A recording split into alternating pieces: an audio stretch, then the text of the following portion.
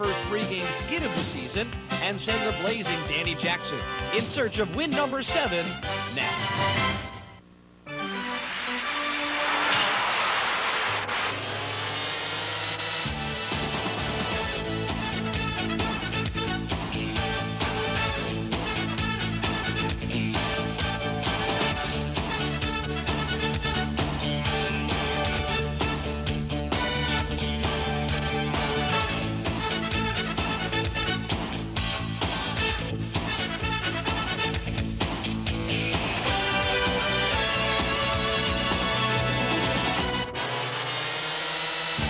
A bit of history once again at the vet. The Florida Marlins make their first ever visit to Philadelphia next. Hi again, everybody. I'm Larry Rosen. Welcome to Phillies Baseball on Prism. As of this evening, Florida has now visited every team in baseball, and every team has seen a respectable squad. They're right around 500 playing good baseball, largely because of some really good pitching. We've got a great pitching matchup tonight. Danny Jackson coming off a complete game shutout, his first shutout since 1988, against Chris Hammond, who's won 4 straight, 6 of his last 7 out of the Cincinnati organization. And for their thoughts on tonight's game, stay tuned. We've got Jay Johnston and Chris Wheeler coming up live from the vet in just a moment. Presenting the magnificent 1993 Cadillac Fleetwood.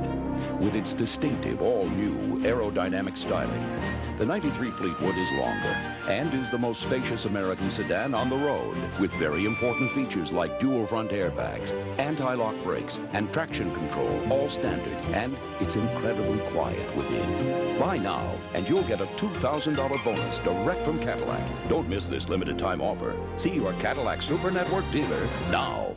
I'd like to show you an all-natural lawn care product, Thatch Master. With spring application, Thatch Master reduces excess thatch without power dethatching machines or old-fashioned raking. It uses a natural protein enzyme to gradually break down excess thatch so water and nutrients are more easily absorbed into the soil. Get your lawn ready for summer now with Thatch Master. It makes a tough job easier, naturally. Available at Sears, Kmart, Frank's, and participating True Value. Thatch Master. Hi, everybody, and welcome to Veterans Stadium. It's the Phillies and the Florida Marlins tonight. First time this ball club has come to Philadelphia to play the Phillies. Jay, the Phillies coming off a 5-2 road trip. However, they lost their last 2. They're nicked up a little bit right now, and the Cardinals are playing pretty well and making a little bit of a run at them. It's just an important series for them here this weekend. It is. Nicked up, yes, but they're at home, and they've always played well here at the vet. The one thing the Phillies cannot do is take this team lightly. This team has a pretty good pitching staff. They got a kid going on the mound tonight that's won 4 in a row, and if you have the Marlins in the driver's seat in the 8th inning, Brian Harvey can come in and shut the door as he's done all year. The one thing, like I said, the Phillies have to come out here and play heads-up baseball, but being back at the vet and that home cooking, that should help them out. And, of course, Jim Fregosi won't let him take this club lightly. Yeah, and the Floridas are a very good expansion team. They lost 3 in a row at Chicago, but they've had a heck of a year so far. By the way, Ruben Amaro is with the Phillies, Wes Chamberlain on the disabled list. And we'll be back with the starting lineups. They're coming up right after this.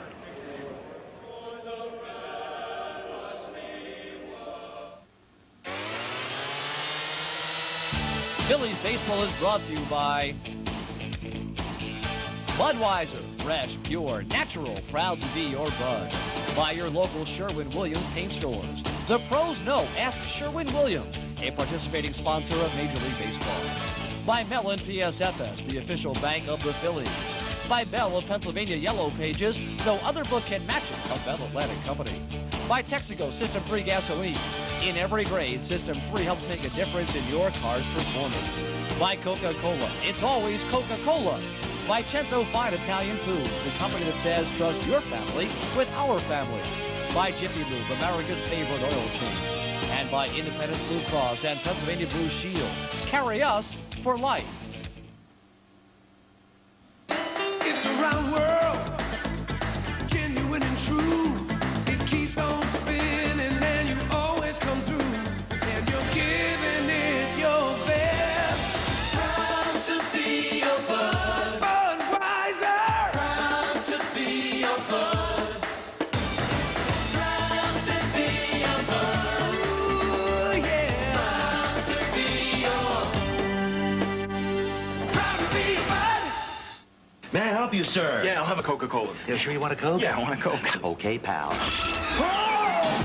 How did you order a Coke? It tastes good. Didn't care if it was a Coke. You just... No, I agree.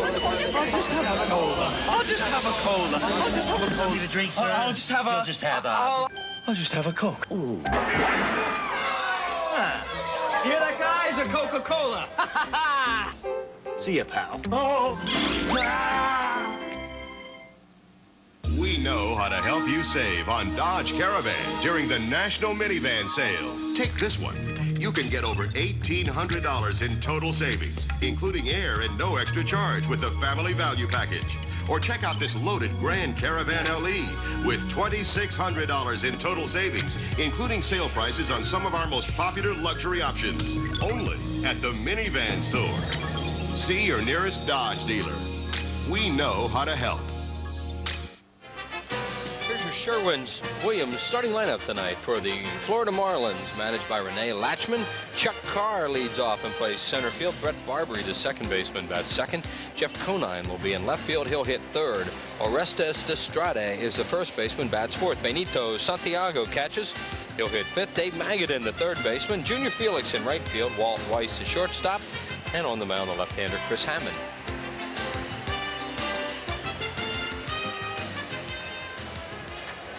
And on the mound for the Phillies tonight, the left-hander Danny Jackson, 6-footer, 205 pounds. Danny, 31 years old, out of San Antonio, Texas. Drafted number 1 by Kansas City in January of 1982. He'll face Chuck Carr, a switch hitter, tied for the National League lead in stolen bases. With Vince Coleman, he has 27 of them. Carr, a 342 hitter from the right side, where he will face Danny Jackson. What a jump he has made from Double-A to the big leagues, and has done it very well.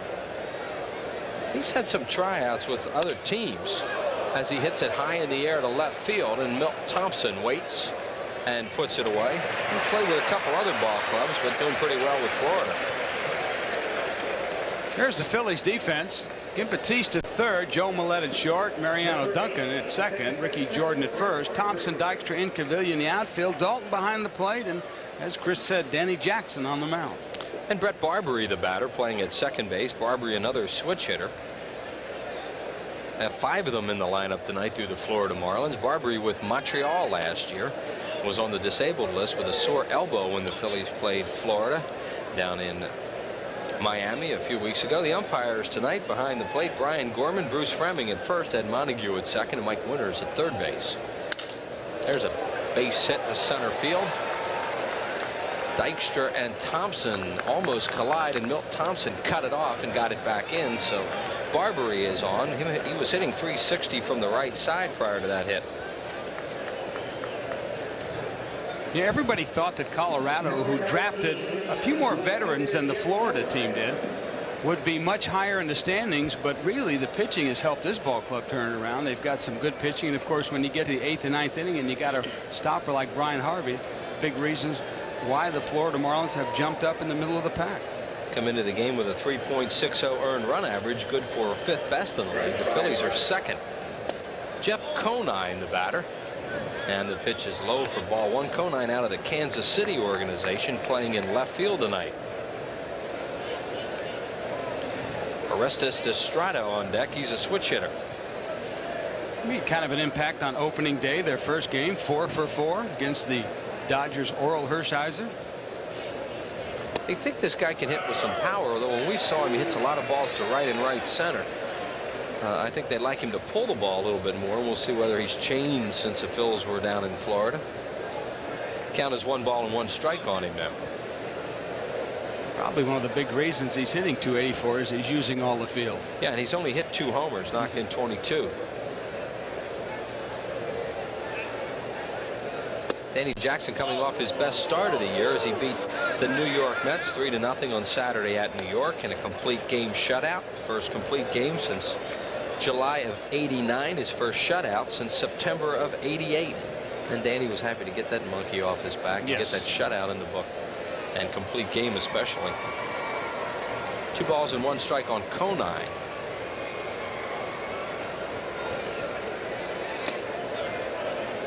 And it's 3-1. Brian Gorman will give Darren Dalton a new baseball. Florida will run, although Barbary's just 2 stolen bases in 4 attempts, but they do run, and they do hit and run quite a bit. I would think this would be a good hit and run combination right here, Chris, with Barbary, like you said, he's only got 2 stolen bases. Really not fleet of foot, but Conine likes to hit the ball, as you said, the other way. So put the bat on the ball and get something going. And he does foul it off the end of the bat right side. Count 3 balls and 2 strikes. Now really a good time to run. We'll see what they do. If you're a line drive hitter, this is the best way to hit Danny Jackson. With that sinking fastball that he tries to keep away from right-handers, then he comes down in with a slider. You got to go with him a little bit. And if you got the pitch out over the plate, no sense trying to pull that sinker. If you're a right-hand batter, you're just going to hit the ball on the ground of the shortstop.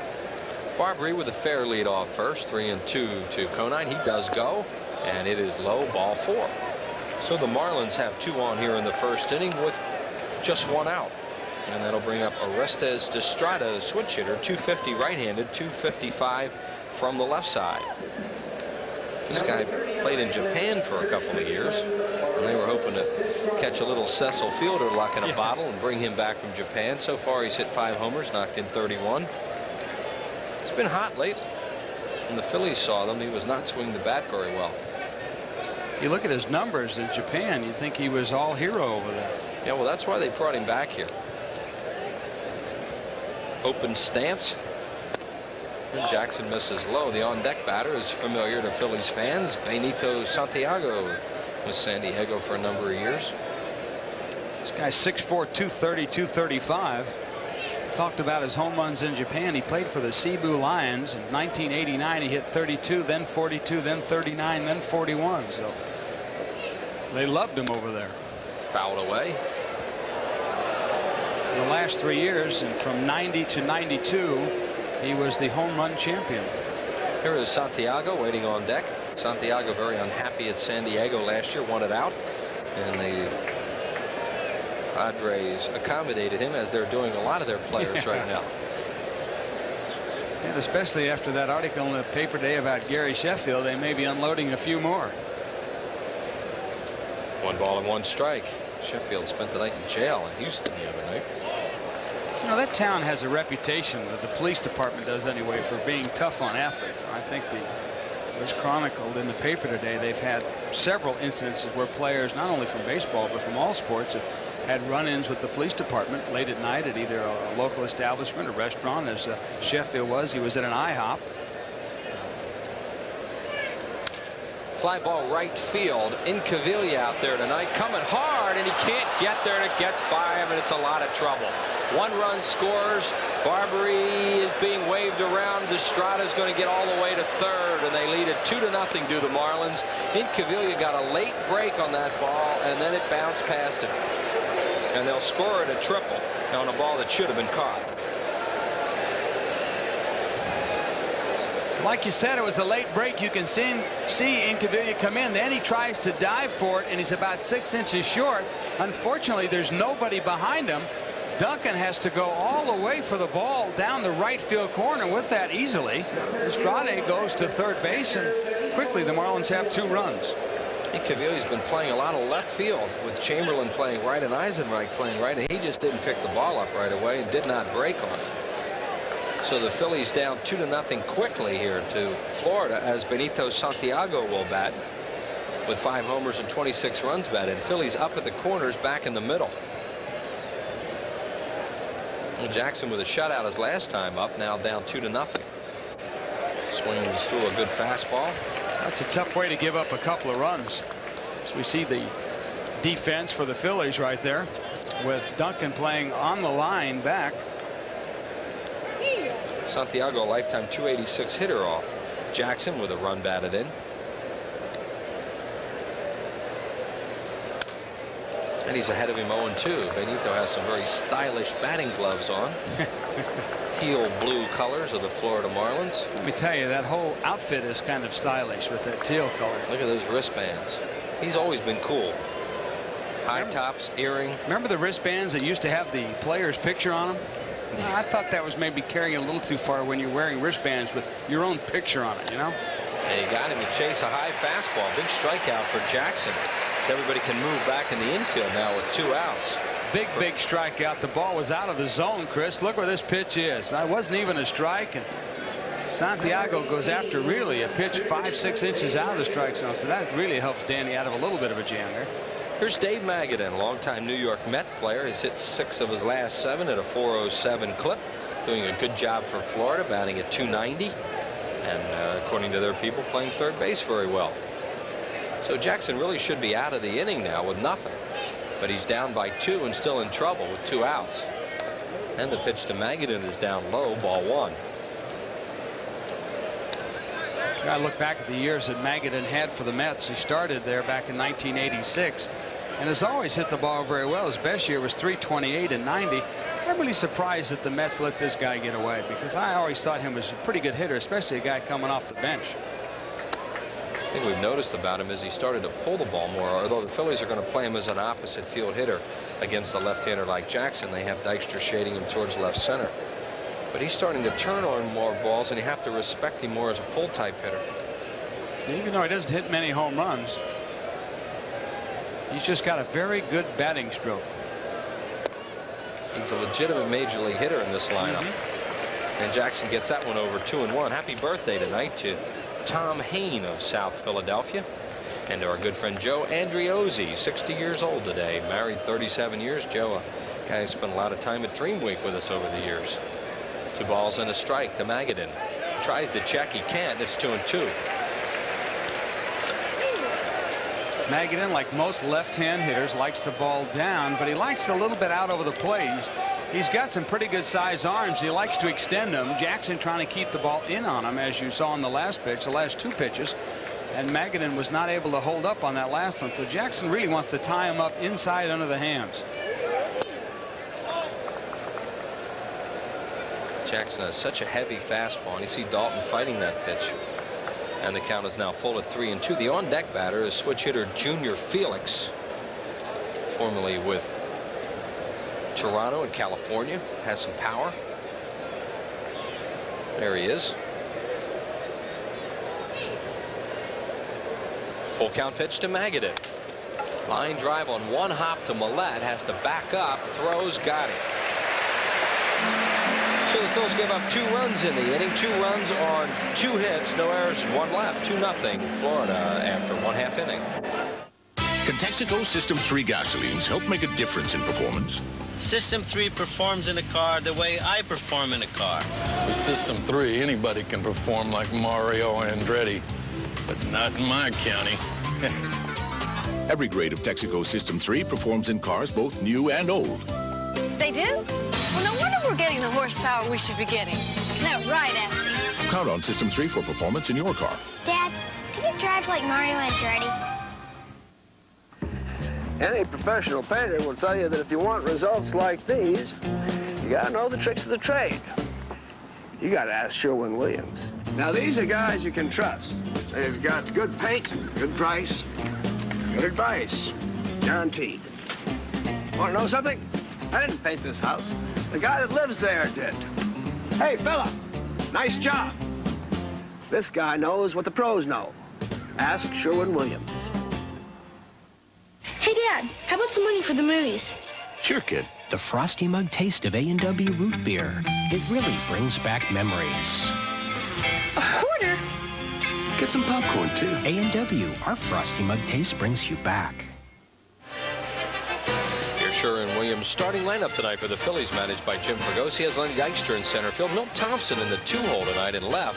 Ricky Jordan at first base. Darren Dalton catching, hitting 4th. Pete Incaviglia in right field. Mariano Duncan at second. Kim Batiste, the 3rd baseman. Joe Millette at shortstop. And on the mound for the Phillies tonight, Danny Jackson. And for the Marlins, at 3rd base, Dave Magadan. Shortstop, Walt Weiss. 2nd base, Brett Barbary. Orestes Estrada at 1st base. In the outfield, Jeff Conine, Chuck Carr, and Junior Felix will be in right. Behind the plate, Benito Santiago, and on the mound, the big, tall left-hander, Chris Hammond. 6'1", 195-pounder. He's 27 years of age. Makes his home now in Birmingham, Alabama. Florida got him from Cincinnati on March 27 for Gary Scott.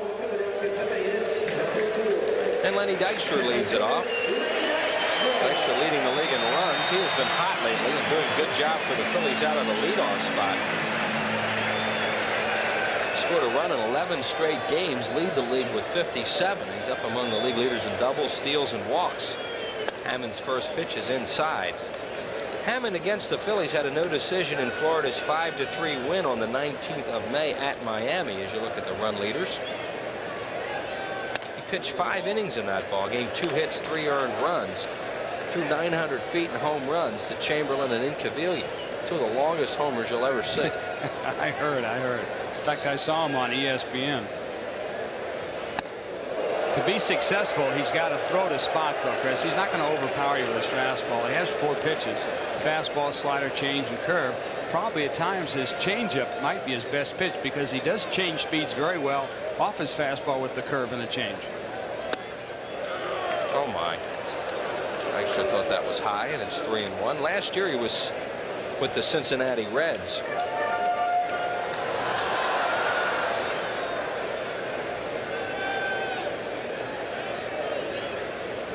And now he walks Dykstra. So Dykstra continues to get on base. Last night he hits a home run in the 9th with 2 outs to tie it. And other times when you need a walk, Dykstra doing that as well as anybody in the league. And here's Thompson in the 2-hole. Phillies with a bunch of injuries. Jim Fregosi going to play Milt Thompson batting second tonight. A big reason that Dykstra is able to get on base by walks is the fact that he has a lot of confidence in himself. Up to 2 strikes, he knows that he can give up to 2 strikes before he has to swing, and he's got good bat control, so therefore you can take some pitches. Hammond with a decent move over. He has a step-off move the runner has to be aware of.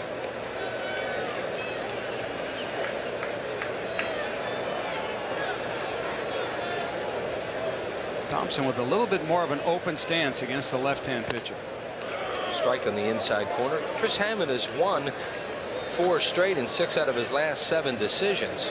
As you look at Dykstra's percentage, 18 out of 22. So Chris Hammond comes into the game tonight, a hot pitcher for Florida.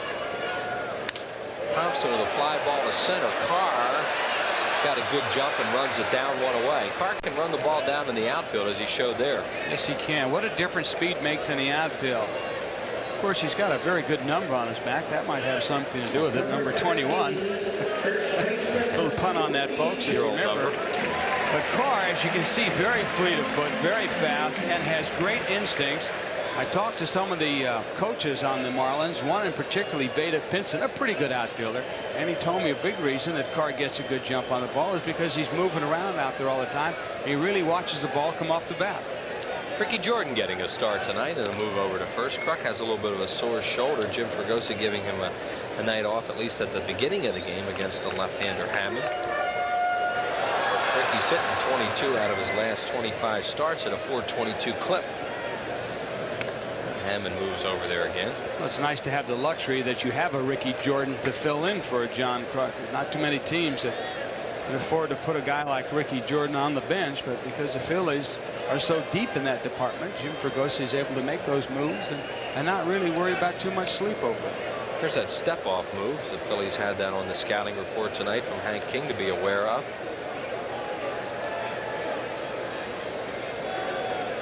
A step-off move, in case you're wondering, it's a very quick move where as the pitcher lifts up his back foot, which would be Hammond's left, as he lifts it up, he's also in the process of throwing to first base.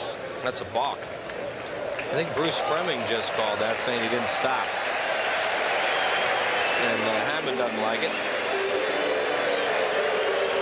So Lenny Dykstra will move up to second on the balk by Hammond, his 3rd of the year. I hate that call. I don't care. It's a very tough call, and you're right. They you know, the umpires sometimes they go one way with it or the other, but the idea behind the balk is when the base runner's on, the pitcher has to come to somewhere in his windup a stop for at least a second. And it looked at that time Hammond just went all the way, never stopped. Jordan on the changeup and the appeal to Fleming at first. He says no, and that was the first pitch delivered to Ricky. 1-0. That's a changeup Jay was talking about. Probably Hammond's best pitch, yes, especially to right-handed batters. Talked to 3 or 4 different people, including the scouts, and they say he uses it very well because he has to spot his fastball. He basically goes in and out with the fastball, then relies on a little tight slider. Great play by Magadan. Gets up and throws and got him. Wow, that was nice. The Florida Marlins have made 2 outstanding defensive plays in this inning, and there are 2 outs. Magadan really not known for his defensive play. We'll show it to you one more time. Jordan right on the money with this one. And you can see Magadan fully extended, goes down on the turf and then gets up quickly and makes one quick short step. Doesn't take a lot of time, and that's the only reason he got Jordan, because had he taken that extra step, Jordan would have beat it out. So that was a great play by Magadan. Darren Dalton, the batter, second in the league in runs batted in with those 53. Has 2 career hits off Hammond, and they're both homers. He's 2 for 5 off this left-hander and takes a fastball over for a strike. And Cavilla waits on deck. Matt Williams continuing to lead in runs batted in. Bonds sneaking up again.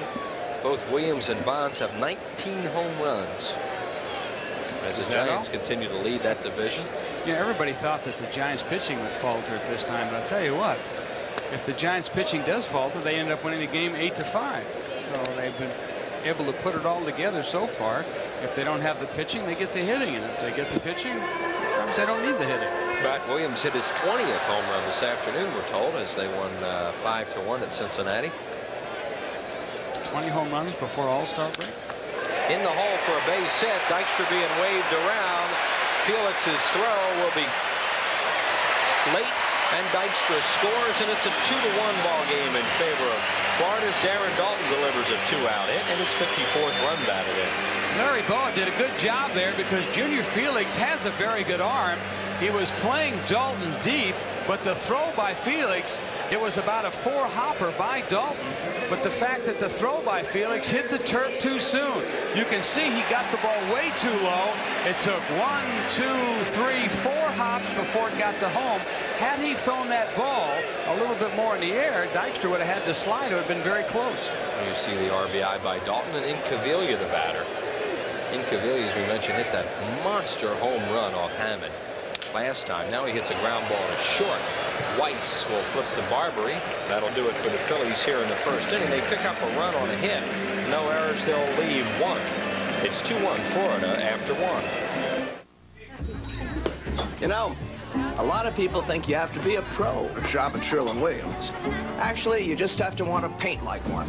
That's why they're having a do-it-yourself sale.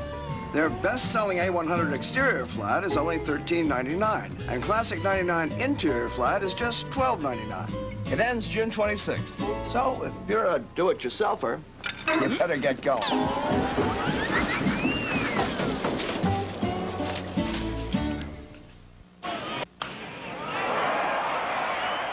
Hi, I'm Mickey Morandini of the Phillies. When I make the plays at second base, I depend on my Rawlings glove. It's a choice of the pros. At Gold Medal Sporting Goods, you'll find a great selection of Rawlings gloves, balls, and equipment. Plus, Gold Medal is the official retail outlets of the Phillies. So team up with Rawlings and me at any one of the Gold Medal Sporting Goods stores in the Delaware Valley, where you'll find the best service, selection, and prices around.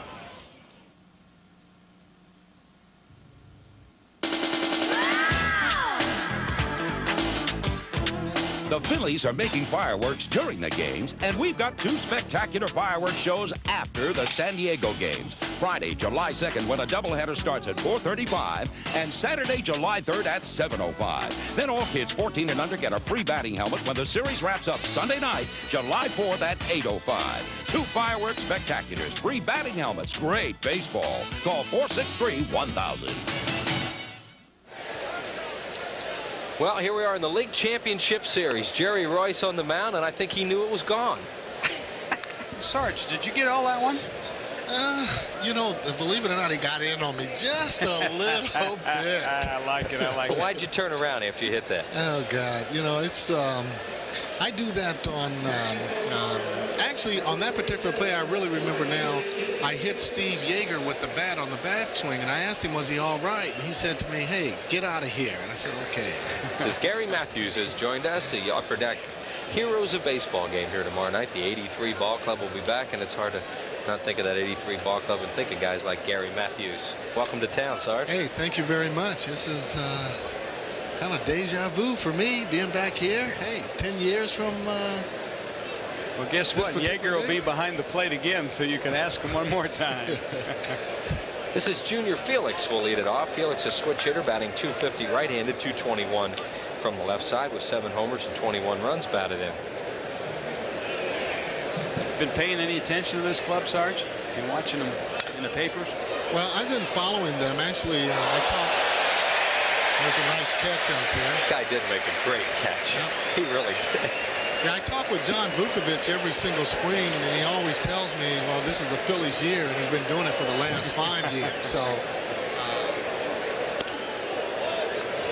I do watch them quite a bit, and I follow them. You can't help but to follow clubs that you played for. San Francisco Giants, I'm following them, and again with Dusty very Baker, well. and yeah, Dusty hasn't playing well, or Barry Bonds hasn't playing well. I guess that $43 million didn't disturb much, did it? Well, you know he has that in Sports Illustrated. There's your buddy. John's, he's happy again. Yeah, the John's mad happy Russian. again. A lot of people don't think he has any teeth because they've never seen them. Well, he doesn't smile. He's a serious coach. He loves to win, let's face it. 2 balls and 2 strikes to Felix. Swing and a miss. Struck him out. Strikeout number 2 for Danny Jackson. 1 out here in the 2nd inning. There's the pitch. We'll show you a little bit of an off-speed pitch, probably a slider down and in. Jackson has a great slider at times, but this one was on the backdoor part of the plate.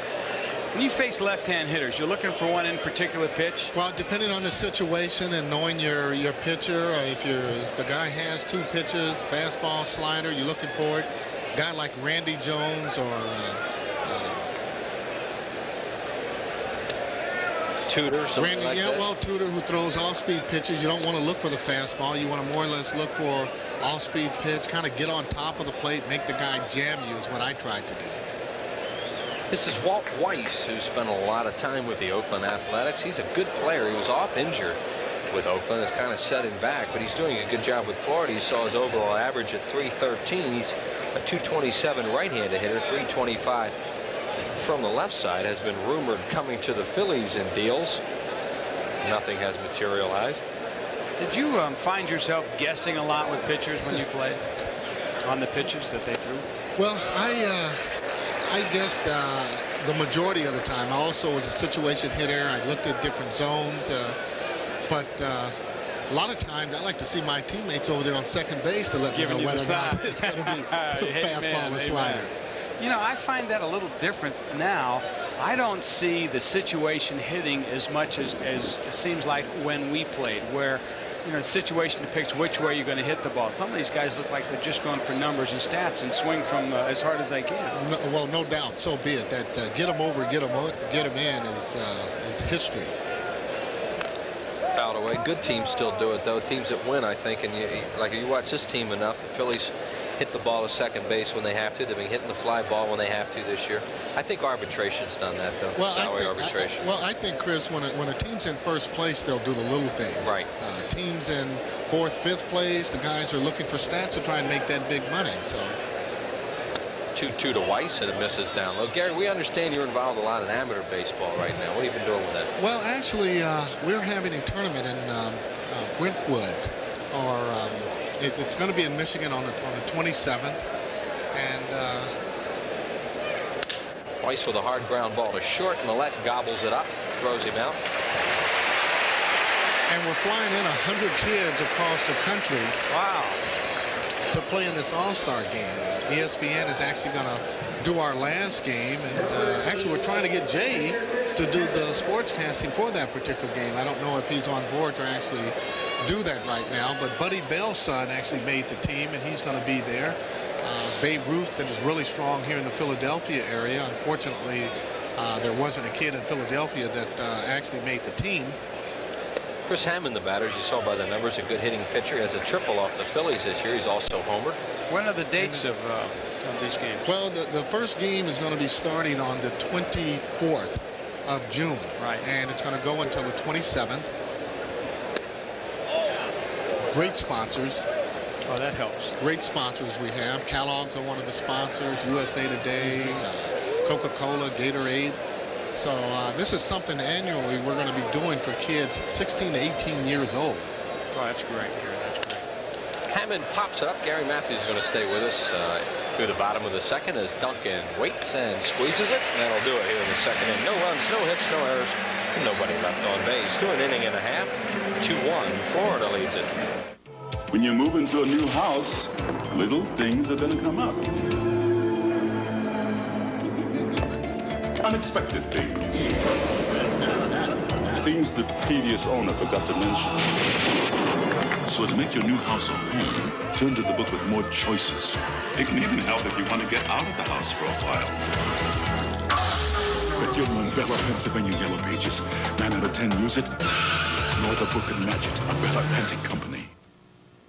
Budweiser and the Phillies are celebrating the 4th of July holiday weekend with the Bud Summer Baseball Bash. It's a special tent party outside Veterans Stadium on Monday, July 5th before the Phillies-Dodgers game. Right now, be the 17th caller to 1-800-432-1745 and win 4 tickets to the party and the game.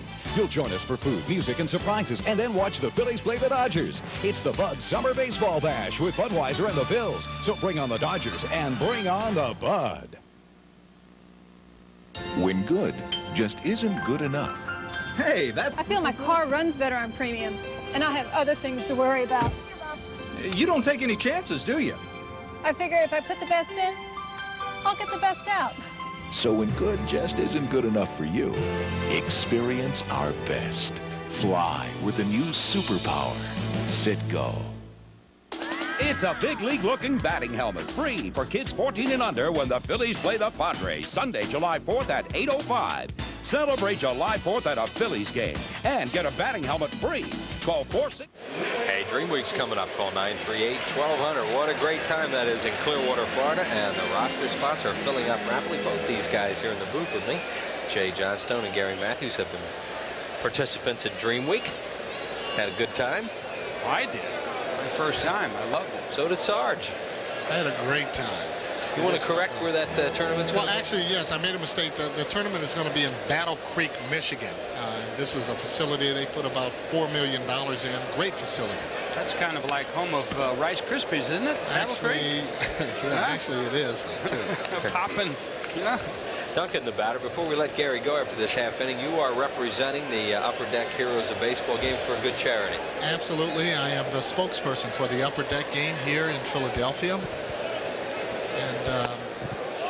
And we're looking forward to it. Well, yeah, we are looking forward to it. And as we know, really without Upper Deck, we really couldn't put this on. And they donate $10,000 for all the games for a lot of the players that are on hard luck and personnel. I think that's terrific. They play, 26 games? They play 26 ball games all around the country. I think the only 2 teams that won't have a game would be Chicago and Pittsburgh. So really? Exactly. Pittsburgh. Oh, exactly. I knew Chicago decided against having one, which I was really surprised, but I didn't realize Pittsburgh did it too. Duncan to right center, coming on the right fielder Felix. He's there and makes the play, 1 away. Well, it will be at 6 o'clock on Saturday night. The 83 club will be back. We're going to televise it right here on Prism. And Gary will be playing in that game. Jay, you'll be playing for the loyal opposition. Yes, Larry Bowe and I will be on the opposition, and I'll probably have to come right up to do the game in my uni, so you better bring some right guards, pal. Whose the uni going to have on? What do you think? Bowe and I are going to wear the Phillies uni. We're just going to be on different squads. Perfect. You looking forward to this game, Sarge? They're fun, aren't they? They are fun, and reunion with some of the guys I haven't really seen since 1983. It'll be fun to really see them and see some of the potbellies, see some of the ball heads, see what some of the guys are doing with their lives. Baptiste hits it hard. Another good play. This one by Weiss, and he got him. They have made 3 outstanding defensive plays. 2 down. Wow, oh wow. All Weiss did on that was just turn and use the turf. What a play. No wonder the Phillies are trying to get this kid. Well, he had a lot of good years over there. A lot of the shortstop these days are bouncing that ball. Or take advantage of it, right? They got to take advantage of this turf. Like you said, watch it here. Now, it doesn't have to have a strong arm. Look, he'll just use the turf. He'll bounce it once, and he'll just get there ahead of Batista. Ryan Sandberg does that quite a bit in Chicago. You really get a chance to watch him a lot. I mean, what do you think of him? No doubt. He's, and I haven't seen the second basemen in the American League, but the ones that I played with and been around by far, he's the best second baseman I've ever been affiliated with. Well, that beats it to short. Weiss throws on the run. Got him, Gary. Thanks a lot, and we will look forward to seeing you on Saturday night. Okay, thank you, Chris, and thanks for having me. Jay, always a pleasure. I'll see you Saturday, buddy. No runs, no hits, no errors, and nobody left. We're through 2, and Florida leads 2-1. This is your world. Tighten that Upper Deck Heroes game at 6 o'clock. Come on out early on Saturday, and then Cap Day for men on Sunday. Then those Atlanta Braves come to town Monday, Tuesday, and a business person special on Wednesday. That's our second of the year. Just call 463-1000 for tickets. Chuck Carr hit a fly ball to left field his first time up. Carr's a guy you want to keep off the bases because he can fly. And the pitch from Jackson's outside. Danny hasn't walked anybody. He struck out 2. He's given up 2 runs, but a ball misjudged by Incaviglia in right field allowed those 2 to score. Phillies scoring a run in the first, manufactured once again by Lenny Dykstra. Carr fouls it off Darren Dalton in the count 1-2. Even though that Carr has had cups of coffee in the big leagues with New York in 90-91 and St. Louis in 92, as we see him foul this one off Dalton right there. That hurts, I can tell you that, because Dalton's not a guy that takes to injury and lets it bother him. But when you see him wince like that, you know it caught him pretty good. You can still see from the black eye he had the contusions around that right eye. Ground ball hit the second base where Mariano Duncan's playing tonight. Look how quick Carr gets down the line, and he got him one away. Like you said, you do want to keep this kid off the base pass, because the one thing that I've noticed in him and talking with some other players too is the fact that he does have a pretty good batting eye. How about these 2 guys were coaches, huh?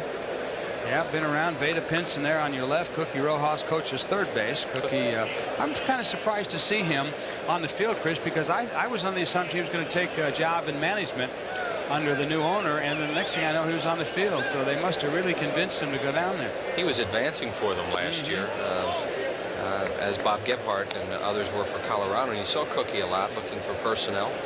Cookie spent a few years with us at Dream Week too. Yes. Great guy and a very popular player in this town. Veda Pinson, one of the best players never to make the Hall of Fame, that's for sure. That should be rectified somewhere down the road, I think, don't you? 20 guy with 2,700 hits. Hall of Fame, absolutely. Barbary, the batter, he singled and scored in the first inning. Barbary, a switch hitter, as was Chuck Carr. I'd like to send birthday wishes along tonight to Mrs. Shirley Adams of Riegelsville, Pennsylvania. That comes from her sister Peg from Milford, New Jersey. Both great Phillies fans.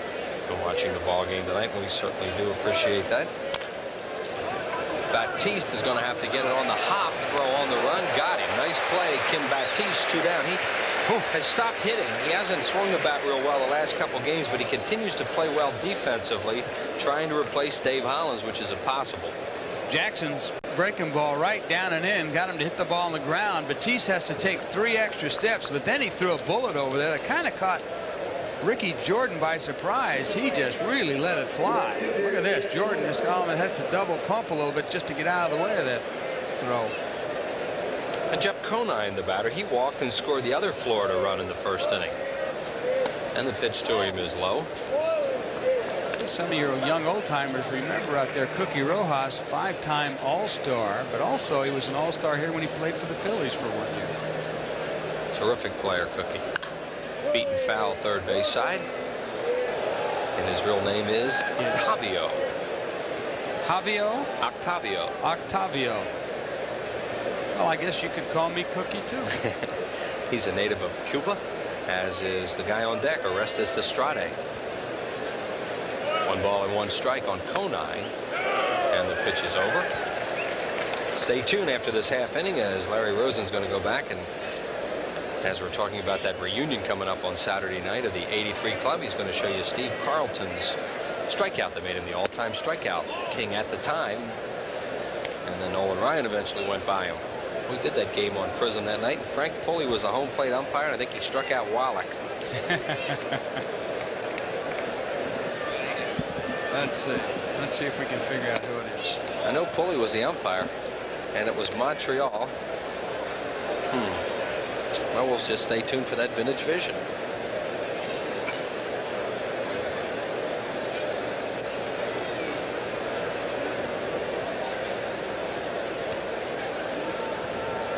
Oh, that's right. He passed it. It was St. Louis that he passed it. That strikeout of Wallach was. He passed Walter Johnson with that one. Not a bad name there either. I think it was Milt Thompson he got. Here's the pitch to Conine, and he misses down low, so Danny Jackson issues his first walk of the ball game. Stay tuned for Larry's second walk, both to Conine. Stay tuned for Larry Rosen's always interesting features on those We's Remembered from that 83 Club.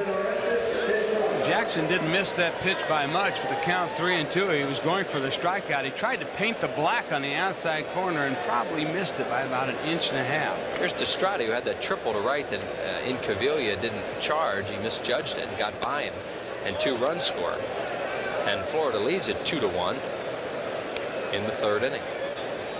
Phillies play Destrade a little bit towards left field. Dykstra maybe 3 steps towards the left field side. Incaviglia kind of straight away and right. I haven't seen this kid hit very much, Chris. Has he got power to the alleys? It looks like he's quicker left-handed. I mean, so far in the swings that I've seen him take today, everything is towards the right field side, like Jackson is really throwing the ball by him. Jackson jammed him his first time up when he hit that fly ball to right. Destrade has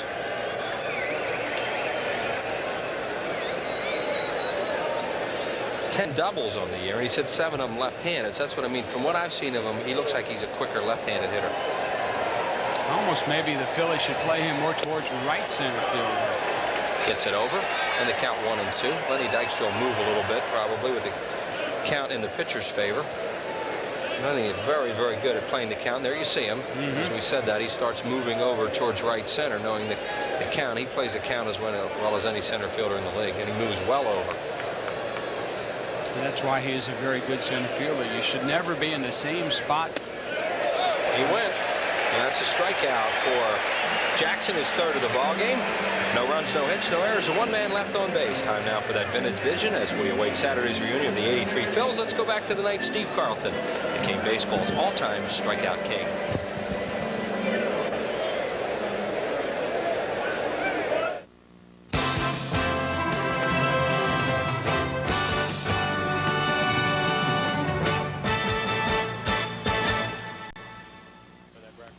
Let's go back to a June night, 1983, when Steve Carlton made history but was outdueled by a Cardinal.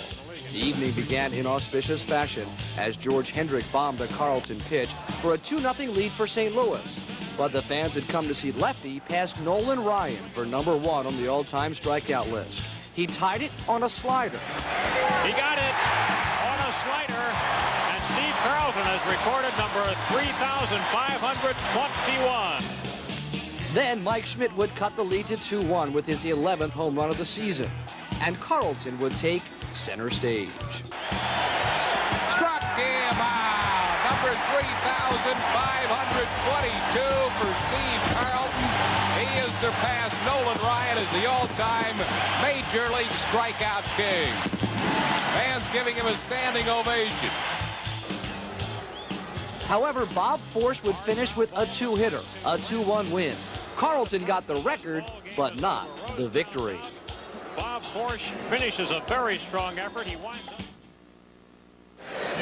It's the 10th reunion of the 1983 champion. Matusik, Tony Perez, Al Holland, Charles Hudson, Marty Bystrom, Larry Christensen, and Paul Owens will be the manager for the Phillies Saturday. Danny Jackson, the batter. Numbers on Danny. Struck out 4 times in his last game in that complete game shutout. Looking forward to that on Saturday night. We're going to be doing some interviews down in the field. Larry Rosen will be up here in the broadcast booth doing a little play-by-play action. So we'll have that for you beginning at 6 o'clock. Throwing him a changeup, which is kind of dirty. Got him out front a little. Just a tad. Just a tad. Here comes one of the guys that's going to be in that game Saturday night. Gary Maddox just entered the booth. No balls and 2 strikes now to Danny. That should be a pretty good outfield. Struck him out looking with a breaking ball. That is strikeout number 1 for Hammond. 1 away, and that'll bring up Dykstra. Got Gary Maddox, Gary Matthews, Bob Dernier, Vaughn Hayes, Cito Lascano. That's pretty good outfield, Wheels. Joe Frenchie LaFay, he did a good job for the Phillies in '83. 6-0. Yeah, that was a good ball club. Obviously, went to the World Series. Had a great month of September. Larry Bowe was on the Cubs that year. Yes, we both were. I asked him if he wanted to wear a Cubbies uniform. He laughed. Happy birthday tonight to Maureen Batis, watching the ball game on Prism. As Lenny gets dusted a little bit here by Hammond. Lenny likes to crowd the plate a little bit. All Hammond wants to do is just kind of push him back, let him know that he still controls the game with the ball. And then he goes right back with the outside pitch. And it's 2-0. Dykstra walked and scored his first time up. He was balked to second by Hammond. Scored on a 2-out base hit by Darren Dalton for the Phillies run. And very patiently, it's 3-0. It's amazing. You see a pitcher pitch inside, as Hammond did to Dykstra, the lead off the bottom of the third here. All of a sudden, we look back on all the recent brawls in the game and things that are going on. It's just because the pitchers are trying to start to pitch back inside again. Over for a strike. Hammond last lost a ball game on the 14th of May at St. Louis. So he's been on a pretty good roll. 3-1 to Dykstra. Strike 2 call. Florida losing 3 straight for the first time this year. First time they've been swept a series at Chicago, but they've still won 4 of 7 and 8 out of their last 12. And at one point it vaulted past a couple of teams. Jumped up into 4th spot. They come into play tonight in 5th place. And he walked him. Lenny Dykstra walks again. See how well Dykstra worked Hammond that time. He ran the count to 3-2. He took a pitch that was on the outside part of the plate, and he has to make Hammond throw strikes. He wants him to throw strikes. He wants a good pitch to hit. Hammond tried to nibble. That's his style of pitching. And with 3-2, he couldn't get it close. Dykstra picks up his 49th walk on the year.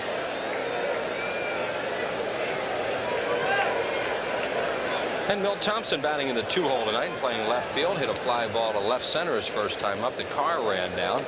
Chuck Carr shading him that way. Jeff Conine in left, Carr in center, Junior Felix in right field, comprising the outfield for Rene Latchman's Marlins. He came very close to not stopping again then, and they got him last time on it. 1 ball and no strikes. Just got some brownies sent down to us from Kathy Strawn and Mary Binkley. They came down on one of those fishing poles. Here's Veda Pinson looking on. Happy birthday tonight to Steve Rose. Yeah, I've got a few of those myself, partner. Thanks for the brownies. We'll give them to Tony. He'll handle them over here. We've got a couple of happy birthdays, or actually happy anniversaries, to Fred and Doris Wintermere from Ocean City. 49 years, huh? Yeah. 1 ball and 1 strike to Thompson as Hammond moves over. Happy birthday to Bob Clemenhagen, Southampton, PA, 44. And also get well wishes to Ronnie Dick at Glassboro, New Jersey. 1 out in the inning. Florida leads it 2-1. We're in the 3rd. Thompson takes it outside. In case you just tuned in, Kruk not playing tonight. Has a little bit of a sore shoulder with a left-hander going. Latchman goes through the signs. He is not starting the ball game. Wes Chamberlain placed on the disabled list today. Ruben Amaro recalled from Scranton Wilkes-Barre. The Phillies a little bit banged up for the first time this season. And Hammond misses high. In his last outing, in 7 1/3 innings, he gave up 11 hits but walked just 2. He's already walked 2 tonight. And the count is 3-1. There is John Kruk, who loves to play. He doesn't like it when he's sitting around. It's funny seeing him with a clean uniform. It's still early. Still early. 3 balls and 1 strike now to Milt Thompson. The on-deck batter is Jordan.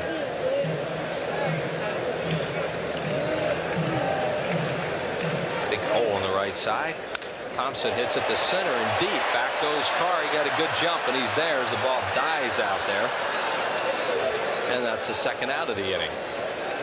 Kid looks better and better each time I see him go after a ball in center field. Like I said, he did get a good jump. He didn't take his eye off the ball. He ran to a spot in center field and turned around and set himself ready to throw. A lot of times you see outfielders today get a little lackadaisical out there, maybe catch it one-handed, but not really set themselves up so that if they have to make a throw, they can. Carr caught the ball ready to throw in case Dykstra had tried to do something tricky by maybe going back to first early and tagging. Jordan, the batter, robbed of a base hit by Magadan his first time up. Big overshift right now on Jordan, the second baseman. Barbary playing almost behind second base. Weiss, a shortstop, over in the hole. Look where the second baseman is. Wow. They figured Jordan's going to pull this left-hander, or the odds are good that he will. And he goes outside with a fastball, 1-0. The on-deck batter is Dalton. 2 runs, 2 hits, no errors for Florida. 1 run, 1 hit, no errors for the Phillies in the third. Lenny Dykstra, a 2-out base runner.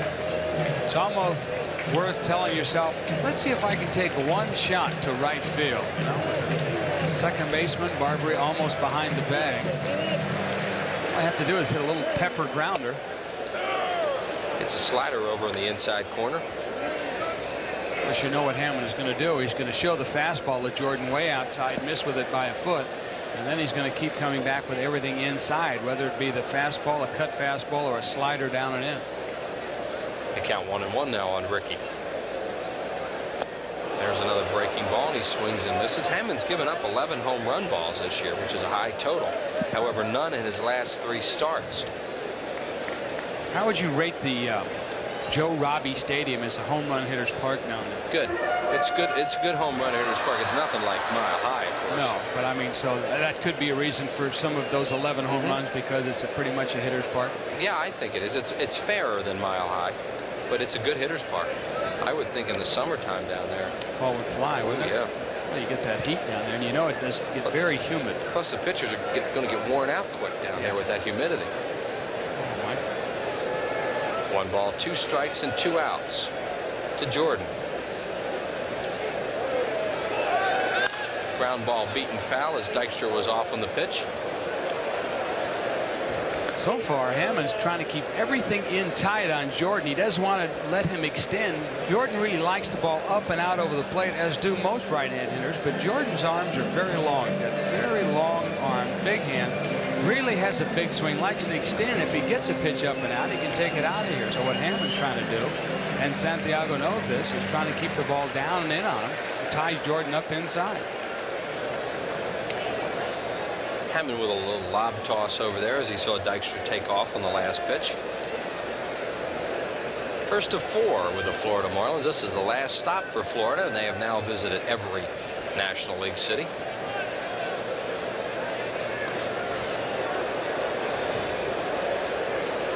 Hammond throwing over to first base quite a bit tonight. A lot. Really, Lenny's not taking much of a lead. I think he's just going to let Jordan swing away. Normally, if Lenny has an inclination to steal, you can see his front foot, which is his right one, way out on the green stuff, the turf. Lenny about 6 to 8 inches off that turf. Strike 3 call. Jordan can't believe it. He just stands there and takes a look at Brian Gorman.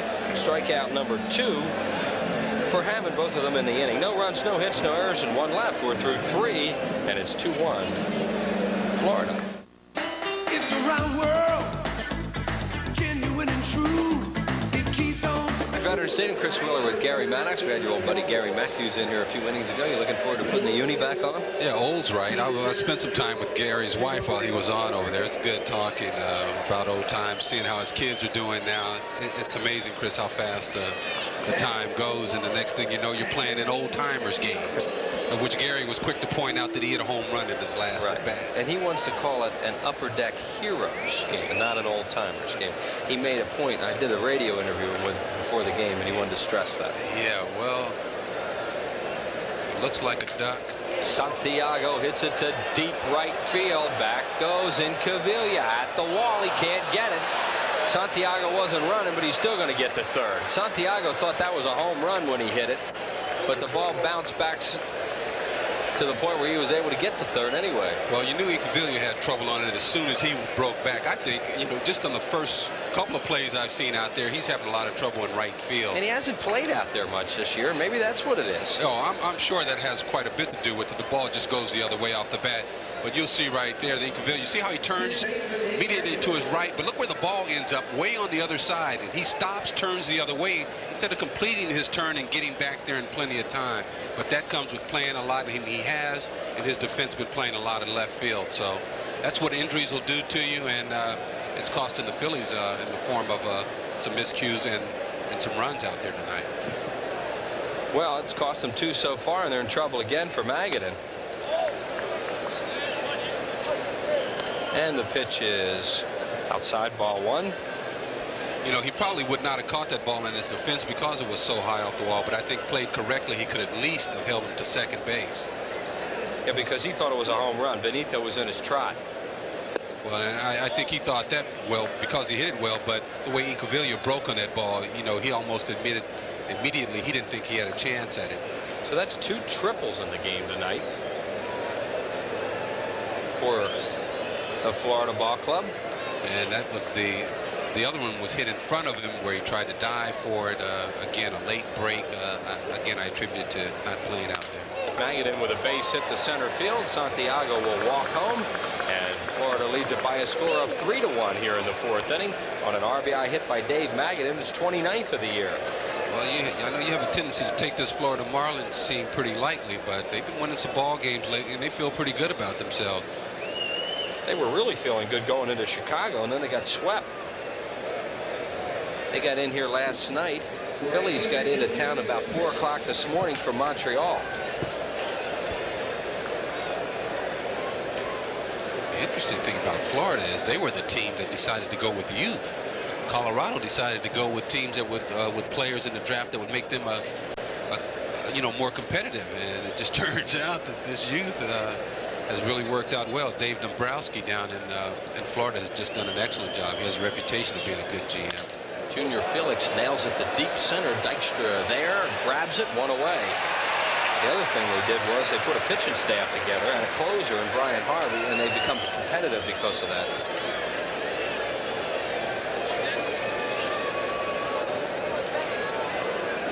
Well, I think if anybody proves how important pitching is, the Phillies have shown you what. You put a good pitching staff on the mound. That's Brian Harvey right there. We're just talking about him. Guy tipping his cap for us. Walt Weiss, the batter.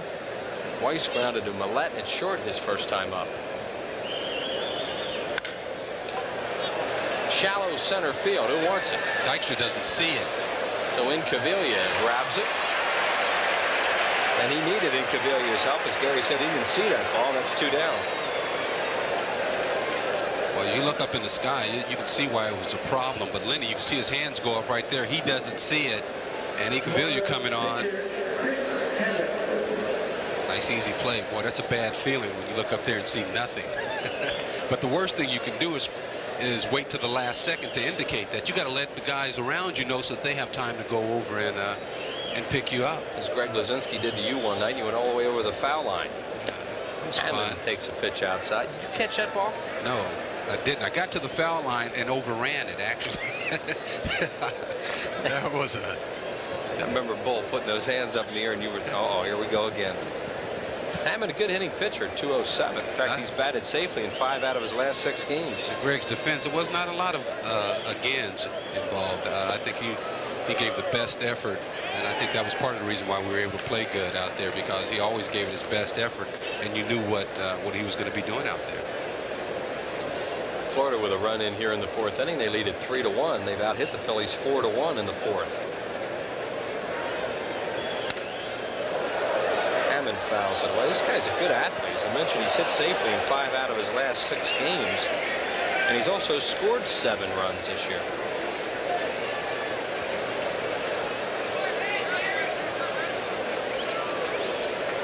Chris Hammond, originally the property of Cincinnati.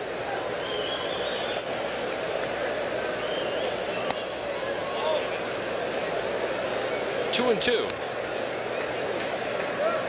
Phillies coming into play tonight, having lost 2 straight. They have not lost 3 games all year in a row. Yeah, the Phillies have that mental hurdle to stay on top of now, so that they don't hurt themselves. You know, you get to hearing all sorts of things out there. One thing that I hear, if the Phillies go 500 the rest of the way, they will win X amount of games. Well, if you start thinking like that, the next thing you know, you'll be a 500 ball club, and you really have to concentrate on going out there one day at a time, focusing on the job at hand, and forgetting about the media, because they will be looking for things to write so that they can stay competitive at selling newspapers. You have to be able to really focus on the game at hand. Hammond spoils it, hits a wicked foul into the stands. Looks like everybody's okay. Boy, oh boy, that was nasty. Guy caught it.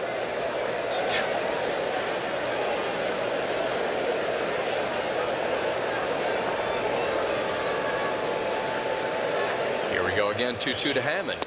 Ooh. And he does check on it, and now it's a full count. So Ricky Jordan will play off Magadan at first base. He'll be off on the pitch with 2 outs. Well, Hammond started to dive into that pitch there, and I mean, he almost got decapitated. Oh, he was looking away from those pitches. Oh, again. Did it again, and he walked him. That's walk number 3. Moving Magadan to second base. And bringing up Chuck Carr 0 for 2, flied out and grounded out. You see, he starts to dive into that, and at the last minute recognizes, hey, there's a left-hander out there, and that ball's moving towards me. Just gets his hands out of the way. It's a hot night at Veterans Stadium, but Hammond wants the warm-up jacket, and Veda Pinson obliges him. Look at those colors. Teal blue. Looks like your car, doesn't it? Is that the same color as your car? Yeah, it is. So were you saying look at those colors as in you like them, or they're... I like teal blue. Looks good on a guy, but doesn't look good on a car. Carr, a switch hitter. Strike 1.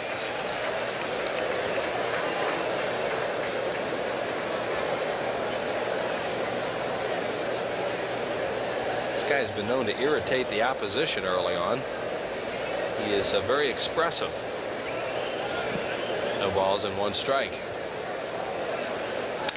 Up the middle, and Duncan makes the play, throws to second. What a great play, Mariano Duncan.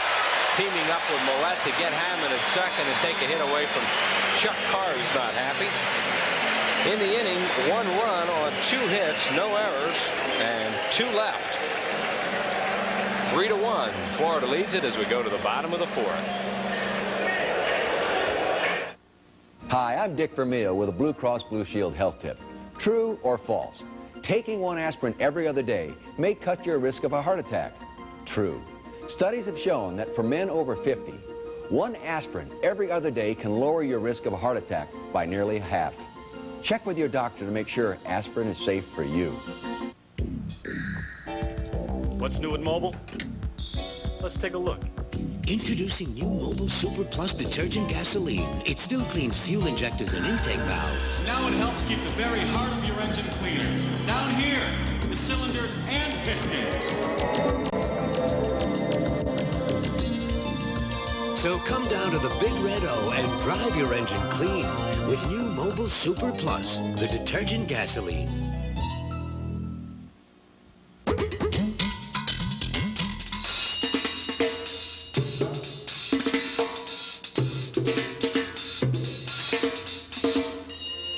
It's out there. Tonight's winning daily number is out there. So what are you waiting for? Get out there and play it. The Pennsylvania Lottery's daily number. Don't forget to play every day.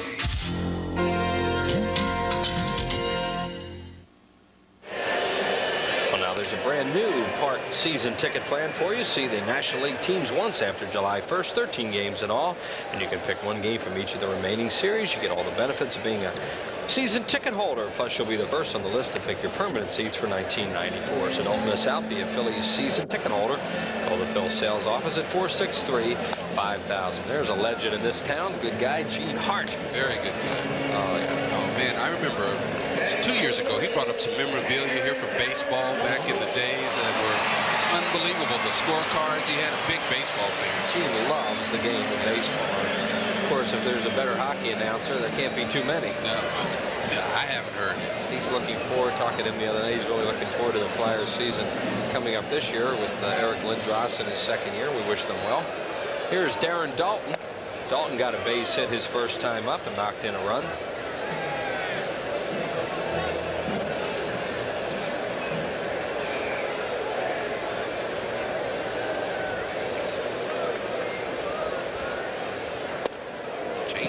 Yep, that's his best pitch, and he will throw it to left-handed hitters also, as he did there to Dalton, and gets ahead of him 0-2. What I liked about Dalton was a changeup normally will get you to commit some kind of way. Darren recognized it, said, hey, I'm not offering that at this time. Yeah. If it's a strike, I'll give it to him. Best wishes tonight to Mike Dunn. Had some surgery, and we hope he gets well real soon. His daughter Renee works here along with Joey and Franny down at the clubhouse and on the ground crew. I'd also like to congratulate Renee on her engagement to John Samara. Yeah, Renee told me she was getting married. Yep. Let's cut out those late hours at the ballpark now and get home at a decent hour. When's she going to get married? Well, next year, it says. Did you say why is she going to get married? I said when. No, you did not. I did not. I said when. Here's the 2-2 to Dahl. Don't get me in trouble now. I'm looking down here at the wedding date. You got in late last night, so you don't know what you're saying. Real late. There's a young fan with a baseball. What time did you guys get in? We were going through customs around 3. Over at the airport, so it's home about 4:30. You think I missed that? No. Jammed. Another nice play. Barbary throws him out. Florida tonight are making outstanding defensive plays throughout their ball club. That's 4 of them. See, Darren gets jammed a little bit, but I mean, they play him so deep that the angles they get, a lot of his balls almost get through. That was a good play right there, just to get to the ball and get something on the throw over the first base. You're a big home run hitter and you hit the ball hard. They like to play back as deep as possible, so you know they really end up getting the balls deep in the hole and at different angles. So if you have some speed, you can get some infield hits. Magadan, Weiss, and Barbary have all made good plays in the infield. Incaviglia with a shot base hit. They were playing him up the middle with the second baseman, Barbary, kind of the same way they were playing Jordan. He just hit it right past him. You know, it happens a lot of times when guys are forced to play different positions. They really start to think about their outfield play and not carry on what they were doing at the plate. But Incaviglia was still in that zone hitting. And that's a clean base hit. Yeah, took a pitch that needed to be hit to right field and did exactly that. Happy 67th wedding anniversary tonight to Tom and Alice Robertson from Northfield, New Jersey. There you see the numbers on Hammond. 50 pitches. We are in the 4th inning. There's 1 out, and Duncan, the batter. Mariano hit a fly ball to right his first time up. On 1 hop, that's going to be a double play ball. Barbary steps on second, throws to first. That'll do it for the Phillies in the 4th. No runs, a hit, no errors, and nobody left on base. Through 4, 3-1 Florida.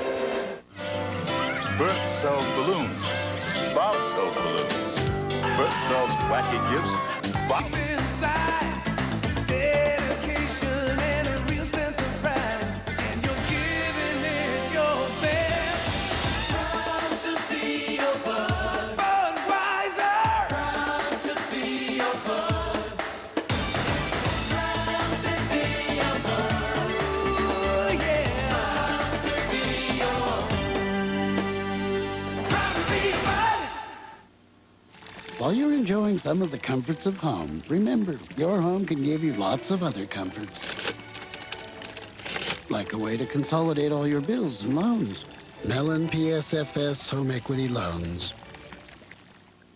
And back at Veterans Stadium, Chris Wheeler with Gary Maddox. Jay Johnstone will be along in the 7th. And Brett Barbary, who just made a nice little short hop pickup on that humpback liner to end the inning with a double play, will lead it off. He is 1 for 2 tonight with a single and a run scored. By the way, I forgot to mention Lori Loughlin, who's also a member of the Dunn family. Lori working here for a long time. Sorry, Lori. There's a lot of you Dunns that have worked here over the years.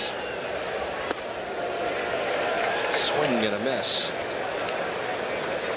Just had another proposal there, the guy with the Cincinnati cap. Told his name is Greg Regal. He's the next door neighbor of Frank DiVincentis, our director. I don't know what they're teaching him over there in that neighborhood. Had a lot of those engagements here this summer. Danny Jackson now with 75 total pitches, well ahead of the pace of his opposite number, Hammond. And the Phils trail 3-1. Off the end of the bat, Millette looked like he called Batiste off and threw him out 1 away. Either that or Batiste saw that he was circling around and would be able to charge the ball and get more on his throw. You know, they haven't been playing together there, so it really, you see Batiste pulls back. I think you're right, Chris. He kind of moved him off, said he had it. He had circled, got his momentum going towards first base and got something on the throw. That was a good observation. And Conine will bat as Joe Millette throws out the leadoff man, Barbary. Oh, that's right. You used to play shortstop. I forgot, man. I forgot you used to play shortstop. 2 walks tonight with a run scored. Pop up right side. Back goes Duncan. 2 down. Gives us a chance to remind you to get those excuses ready. It's the second business person special of the season. Atlanta Braves are coming to town next week. They'll take on the Phillies at 12:35. That's Wednesday, June 23rd. So come on out. Call 463-1000 or stop by your local Ticketmaster location. During the last business person special, I had a friend with me. His name was Tim Burney. He's since had surgery, and I just want to wish him well. He's in the hospital, graduate hospital. And Tim, we're pulling for you and see you home soon. And don't forget you're working that business person special. We'll have it for you on Prism. That's right. You have to leave your office that day and come on down. Orestes Destrade, the batter. He blooped that triple in front of Incaviglia in the first inning and knocked in a couple of runs, struck out in the third. Heard a lot of good things about this guy. My first chance to see him play in person, but I heard he swings a pretty nice bat. Switch hitter, spends quite a bit of time in Japan.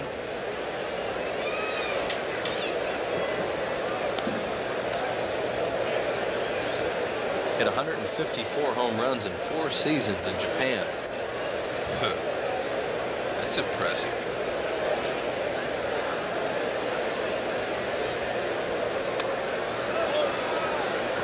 Two balls and 1 strike. 2 outs and nobody on base. We are in the 5th. And the Florida Marlins lead it 3 runs, 4 hits, and no errors. So the Phillies 1 run, 2 hits, and no errors. Danny Jackson and Chris Hammond, a couple of left-handers. Tomorrow night, Ryan Bowen, a right-hander, and Ben Rivera for the Phillies. 3-1. Jackson's walked 3 and struck out 3. There is the logo of the Florida Marlins. They call these guys the Fish. I tell you, their colors, I mean, their jackets, everything is hot that they have. And back through the middle for a base hit as Destrada hits it hard. And that's hit number 5, surrendered by Danny Jackson, a 2-out base runner for Santiago.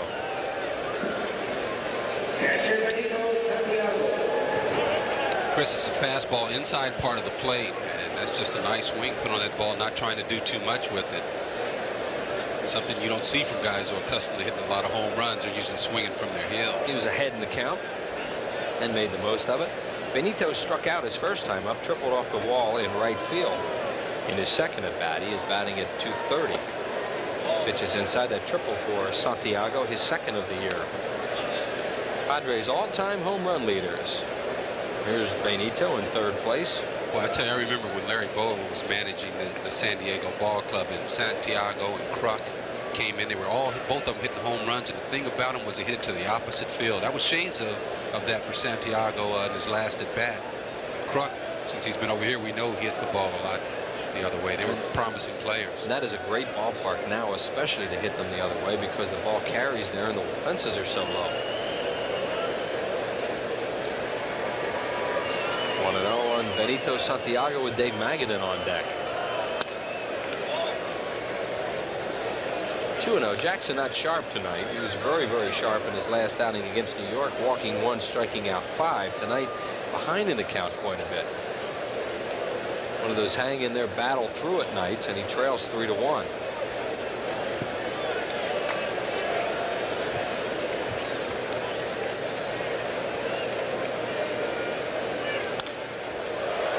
Got in on Santiago. He fouled it back. Benito Santiago out of Puerto Rico, National League All-Star catcher last year, although Darren Dalton probably should have been. Santiago was on the DL right prior to the All-Star game, came off in time to participate in the game.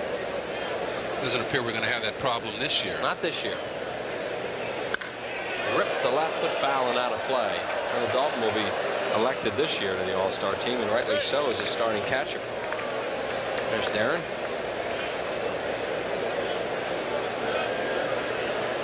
Phillies with Batiste at 3rd, Millette at short, Duncan at 2nd, and Ricky Jordan at 1st tonight. Chamberlain on the DL, Kruk with a sore shoulder, Hollins on the DL. You know, it doesn't seem that Jackson is as sharp as he normally is. I mean, he has an exploding fastball on the outside of the part that normally will break your bat off. And he's just not as sharp, and as a result, a big part of that also is the fact that he's behind a lot of the hitters as well, maybe taking a little bit off to throw it over. But when he's on, it's a hard slider in, a fastball that explodes away. And he is behind in the count again as it's 3-2, and the runner will be off. There goes Destrade, and it's inside, ball 4. That's walk number 4 issued by Jackson, and that'll bring up Magadan, 1 for 2 with an RBI hit. Well, I think another sign of a guy struggling is when he tries to throw a 3-2 breaking ball to try and maybe fool the hitter at a time when we're used to seeing him go right after the hitter with a fastball. So that might be an indication as well. Johnny Padres looking on. The Phillies, a pitching staff, the starters especially with the starters, I should say, with a lot of complete ball games. And one of the reasons you don't like to press them into that is because of the tendency to get tired. So Fergosi and Padres will determine how they'll condition their pitchers to go the rest of the way, how long they'll stay with them in the ball game. Danny Jackson coming into the game tonight, 89 2/3 innings.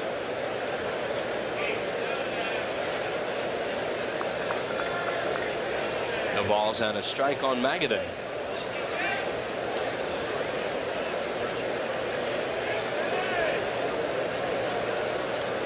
Well, he's playing as an opposite field hitter. He's a good breaking ball, and he swings and misses, and he's behind in the count now, 0-2. Dave Magadan had quite a career with the New York Mets. There he finished with a .292 career average behind Keith Hernandez. So Keith Hernandez right there, .297. That's just his career with the Mets, because I think he's probably a 300 hitter lifetime. I know he had some big years with St. Louis. Wound up his career, I believe, with Cleveland. He was hurt a lot those last couple of seasons. Didn't play very much.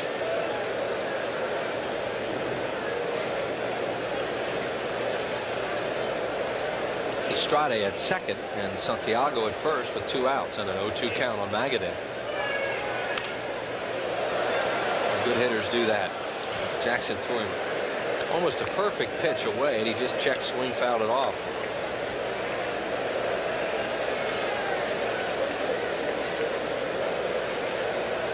If he's trying to get him out with that breaking ball, we can expect to see him buzz him inside there just to straighten him up a little bit and get that diving out over the plate out of his mind. And Magadan loves to dive into the ball. He wants to hit it the other way. He'll take the ball inside and work at the left center. They're going to go away from him again. Look at that defensive swing. Millette, they got another one at second. Fine play there by Joe Millette to Mariano Duncan. Second time tonight they've done that play. That was the opposite way. In the inning, no runs, a hit, no errors, and 2 left to the bottom of the 5th. Phil's trail it by 2. In a game rich with traditions, Sherwin-Williams has created one of its own by preserving and protecting the national shrines of our national pastime. This is the paint of the pros, and it's the choice of millions of fans at home. And while your town may not have a big league ballpark in it, it does have a big league paint store. The pros know. Ask Sherwin-Williams. May I help you, sir? Yeah, I'll have a Coca-Cola. You sure you want a Coke? Yeah, I want a Coke. Okay, pal. Why did you order a Coke? It tastes good. You didn't care if it was a Coke. You just wanted a I'll just have a cola. I'll just have a cola. I'll just have a Coke. Need a drink, sir? I'll just have a... You'll just have a... I'll just have a Coke. Ooh. You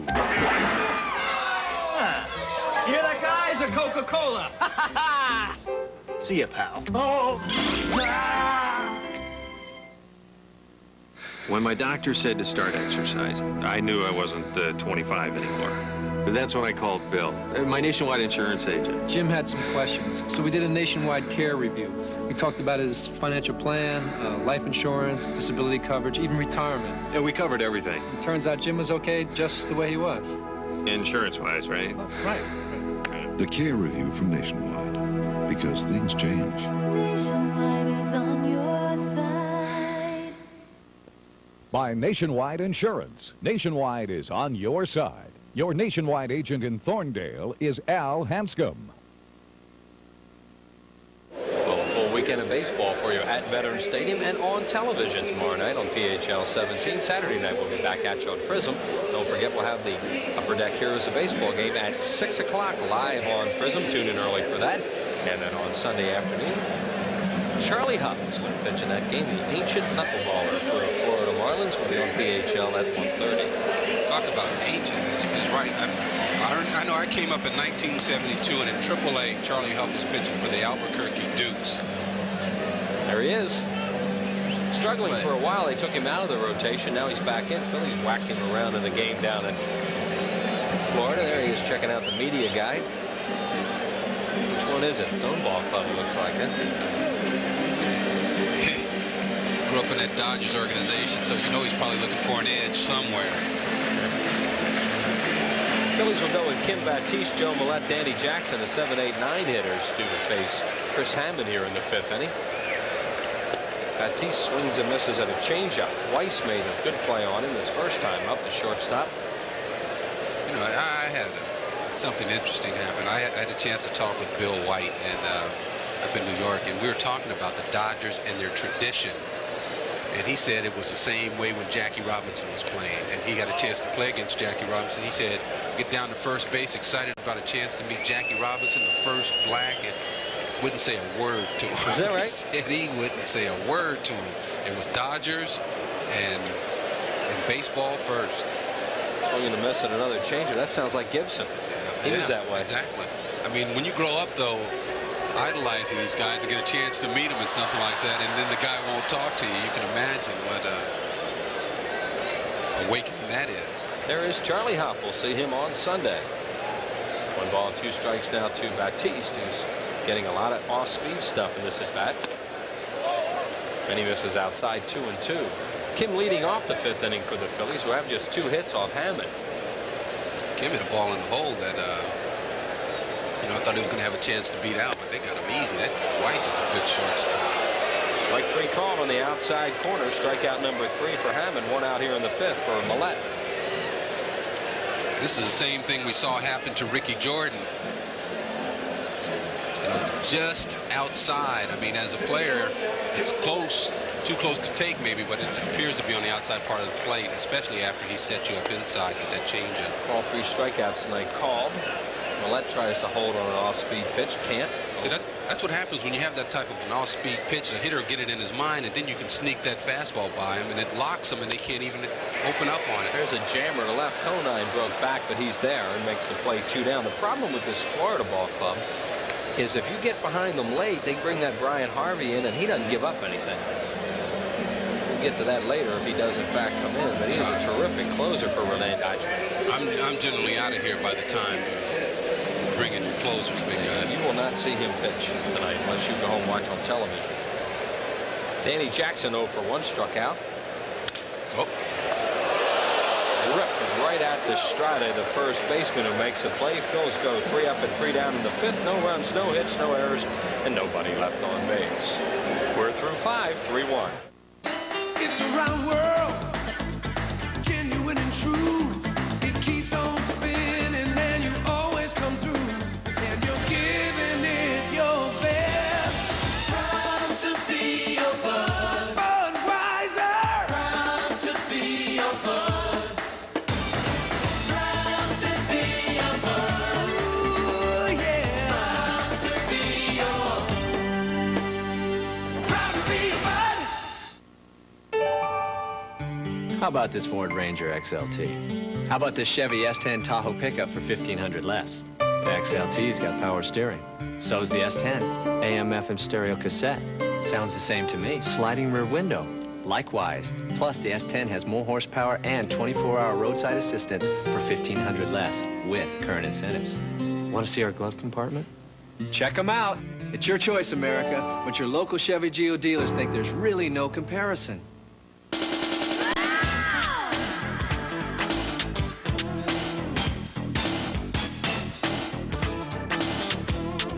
Mark your calendar and clear your schedule. The Phillies play the pitching powerful Atlanta Braves Monday, June 21st and Tuesday, June 22nd, both at 7:35, followed by an always popular business person special Wednesday afternoon, June 23rd at 12:35. Reserve your tickets by phone. Call 463-1000. No better fireworks than the ones you get right here at Veterans Stadium, so write these dates down. They have a couple coming up for you. There'll be a makeup 29er on July the 2nd, fireworks to follow, and then on Saturday, July 3rd, after the ballgame, the San Diego Padres will be in town. Their gigantic aerial displays put to music and the compliments of Mellon BSFS. Junior Felix will lead it off, followed by Walt Weiss and then Chris Hammond, the 7, 8, 9 hitters in the Florida Marlins lineup. As we go to the 6th, 3-1 they lead it.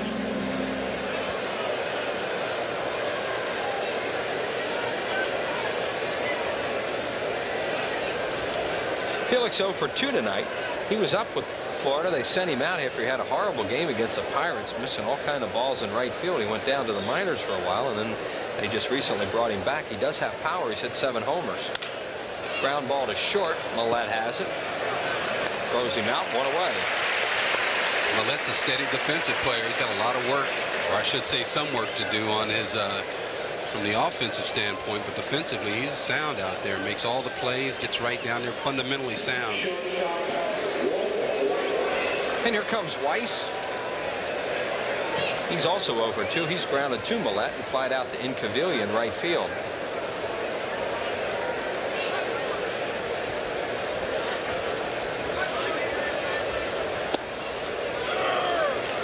Strike call to Weiss. Jackson has walked 4, struck out 3 thus far, and given up 5 hits.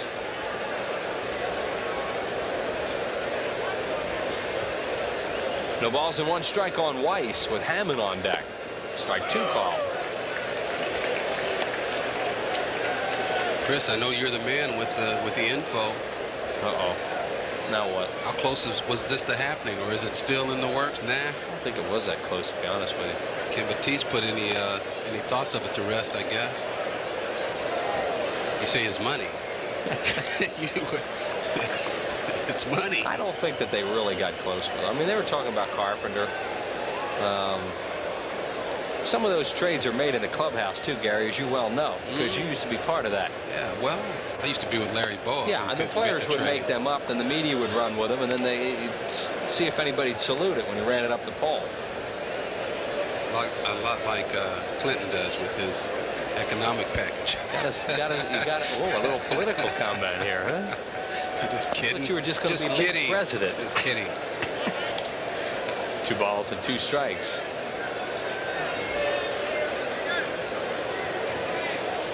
You're pretty political too when you put down his headset, so don't be giving me that, Chris. I didn't say a word. That's Larry Rosen getting on you. Ground ball hit the short. Here comes Millette again. He plays deep. He comes up throwing and got him. 2 down. As Gary said, he's a steady defensive player out there. Makes a fine play. 2 outs. You know, and that's really important. That's why the Phillies were looking for someone anyway. They just want someone that can make these routine plays on a consistent basis, and Millette has shown he can do that.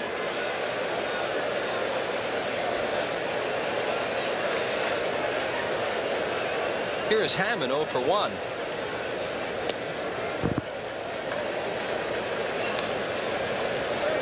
Danny Jackson now at 100 pitches.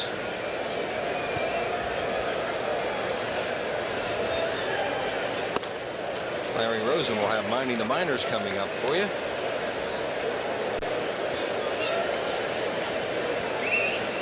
So be sure and stay tuned. Those are always interesting. Who's it going to be? We're not sure. It'll be Sean Wills out of UCLA, and that's going to come up right now because that's a strikeout. Number 4 in the ball game. Time now for Minding the Minors. Tonight, Larry Rosen visits with Sean Wills. That's coming up.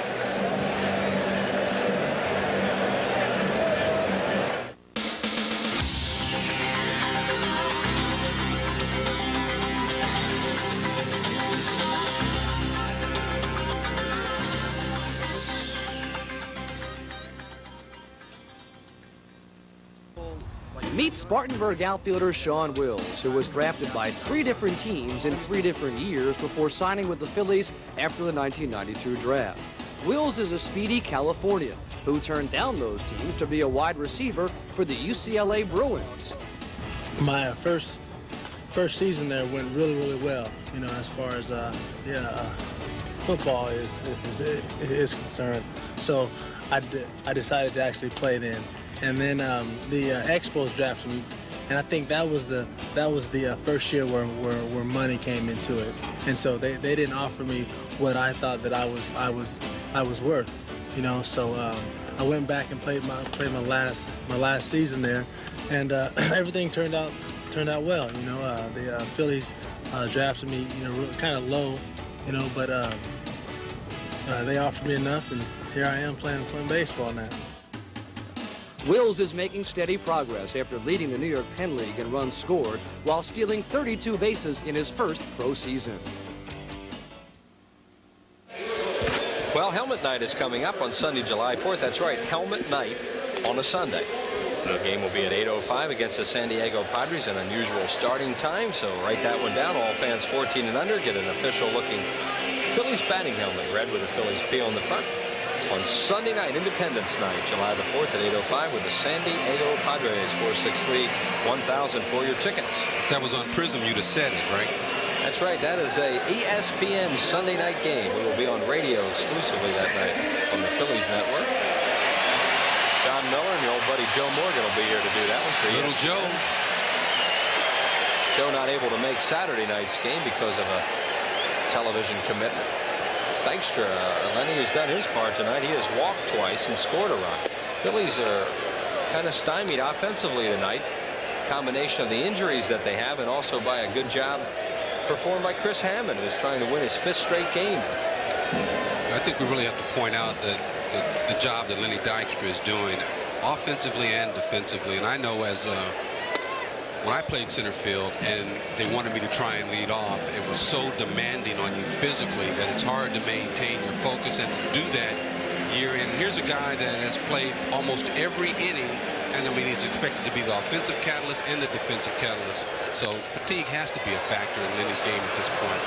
Barbary makes a play, and Dykstra retired for the first time tonight. One away here in the 6th, and that'll bring up Thompson 0 for 2. And, you know, Fregosi made the comment that he felt he was playing him a lot now because he wanted to get him in the shape because he had missed so much. So it's a situation where he's going to have to play to get himself in shape, but it's going to take its toll physically. Think he can play himself into shape? You got to turn back the clock, and I mean the grandfather's clock to get him. He led off and played center field pretty well in this town. Yeah, he's quick to tell me that. He did. Yeah, he always says, well, how does it feel to be second best center fielder to come through here? Well, that's before Dykstra came, so it might be 3rd now. But 1 ball and 1 strike to Thompson with Jordan on deck. Thompson takes strike 2 called. And here's Milt Thompson getting the chance, and you always want an opportunity to play. But here it is against a left-hander, and he's used to playing against right-handers. Echeverria's now being switched around, so the Phillies are patchwork out there now. Yep. Yeah, they have some problems right now they have to battle through, and he strikes out. That's strikeout number 4 for Hammond. Interesting that he would bat him second against the left-hander. Oh, that was a breaking ball. The first time the Phillies have gone down swinging tonight. The other 3 were called. And Ricky Jordan, the batter. Magadan made a fine play at 3rd to retire him in the 1st inning. He struck out looking in the 3rd. 2 outs and nobody on base. Phillies need some kind of a spark right now. Game kind of dragging along. They trail at 3-1 in the 6th.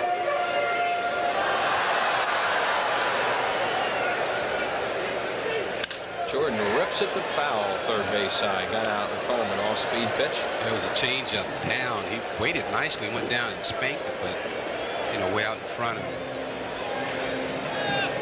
Look at the way he's mixing up his pitches. The experience of a Santiago calling a game helps quite a bit. Fastball away for a called strike, then comes back with a changeup down and in that you almost have to pull foul. And a breaking ball misses. 1-2. Hammond throwing fastball, breaking ball, and a lot of changeups. And Santiago going through everything there. Breaking ball hit the 2nd, and they're playing him right up the middle. And Barbary throws out Jordan. 3 up and 3 down here in the 6th. No runs, no hits, no errors, nobody left. Thanks to Gary Maddox. We're through 7, and it's 3-1 Florida. Only one dealer can offer you 5 of the 10 best sellers in America. Your Quality Plus Ford dealer. Now, Ford Taurus is the #1 selling car in America. A leader in safety with available dual airbags and anti-lock brakes. Ford Taurus has been on Car and Driver's top 10 list 7 years straight. Now, for a limited time, save $1,200, including $500 cash back from Ford on all Taurus sedans and wagons. Hurry, save on 5 of the top 10 sellers in America. Only at your Quality Plus Ford dealer. This is your world, genuine and true, working together in all that you do, and you're giving it your best. Proud to be your bud. Budweiser. Proud to be your bud. Proud to be your bud. Ooh, yeah. Proud to be your. Proud to be your bud. The first place Phillies, the best team in baseball, swinging, sliding, and hurling their way to the top. The right attitude, the right direction, the right team at the right time. There's never been a season like this one, and there's never been a better time for Prism. With more exclusive Phillies home games than any other channel on TV, Prism is your home game home of the Phillies. Prism, your baseball channel from the summer of '93. The time has come for the cordless power roller from Wagner. It's so quick and easy, it can cut painting time in half. So get your hands on a real value, because the value of Wagner keeps on rolling. Little bonus coverage for you on Saturday night, as we'll be on at 6 o'clock with the Upper Deck Heroes, a baseball game. The 83 Club will be back, and then our ball game with a pregame show beginning at 7 o'clock will be on at 7:30. Chuck Carr leads it off. Larry Rose and I are going to do that game. Jay Johnstone and Gary Maddox are going to play in it. Yes, we will have fun down there. A little bit more fun than I think the Phillies are having right now. Having a lot of trouble with Chris Hammond. Yes, they are. Down by 3-1. Carr hits it foul third base side. He's 0 for 3 tonight with a fly ball and 2 groundouts. Actually, I'm going to stuff some padding in my uniform. Larry, go down there and bat for me.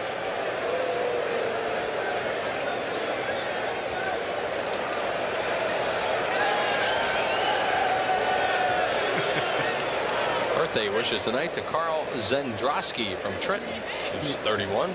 Can you spell it? Yeah, enough trouble saying it. Happy birthday, Carl. 0-2 to Chuck Carr. He swings at a bad ball, fouls it out of play, first base side, still 0-2. I'll say one thing for this young kid, he's very aggressive. I watched him hit in BP. I've seen him a little bit on the tube, and from what I've seen today, I'm very surprised that he has 24 walks on the year. He is very aggressive hitter at the plate, doesn't let much go by. Swinging and a foul tip held on to by Dalton. He goes down on strike. Strikeout number 5 for Danny Jackson. 1 out here in the 7th. Watch where this pitch is. Jackson has pitched a very good game. His breaking ball has been very good. That one might have been a little more up in the strike zone than he liked, but it's still a tough pitch for a right-hander when it breaks down and inside. And Brett Barbary, the batter. 1 for 3. Perfect bunt. Might as well forget it. Crowd groans, but nobody's going to be able to do anything with that, even if they picked it up. And that is a base hit off the bat, and Barbary has a bunt single. His second hit of the game.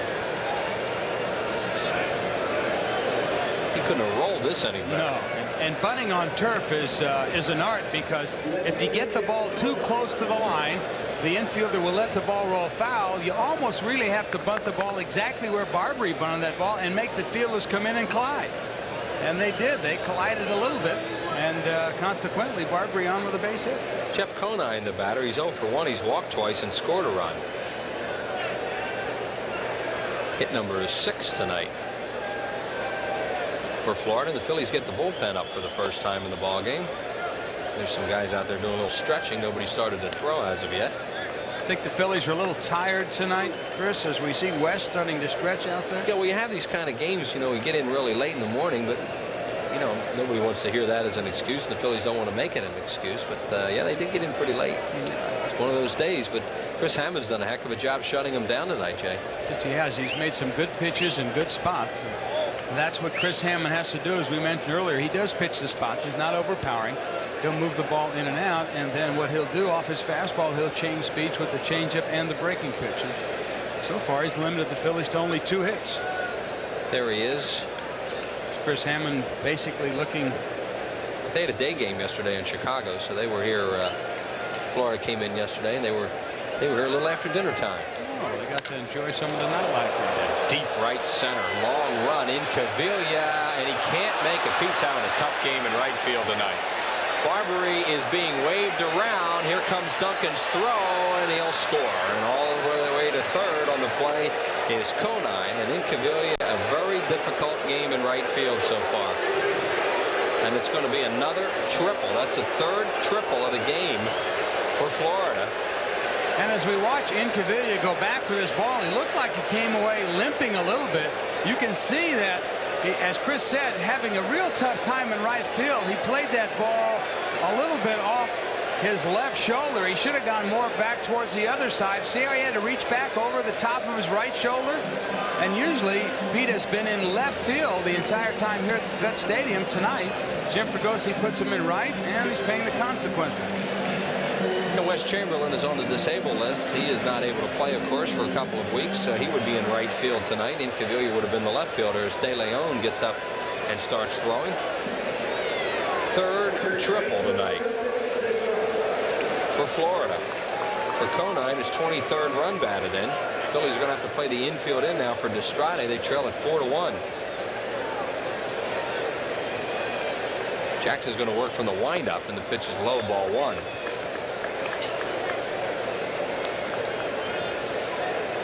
Here's Destrade's evening, a good one. Here's one of the guys with one of the triples you mentioned. He had the triple that was in front of Incaviglia in the 1st inning, got the Florida Marlins off and winning 2-0. The on-deck batter is Santiago. Here is Benito waiting.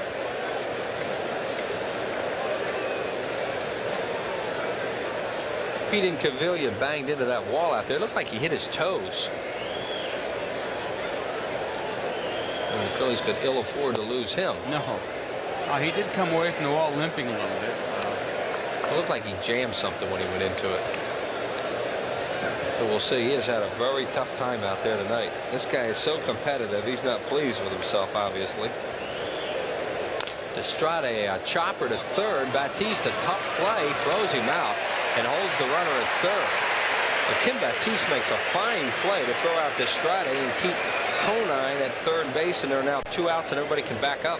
Oh, great pitch by Jackson. He really tied up Destrade. Watch this pitch here.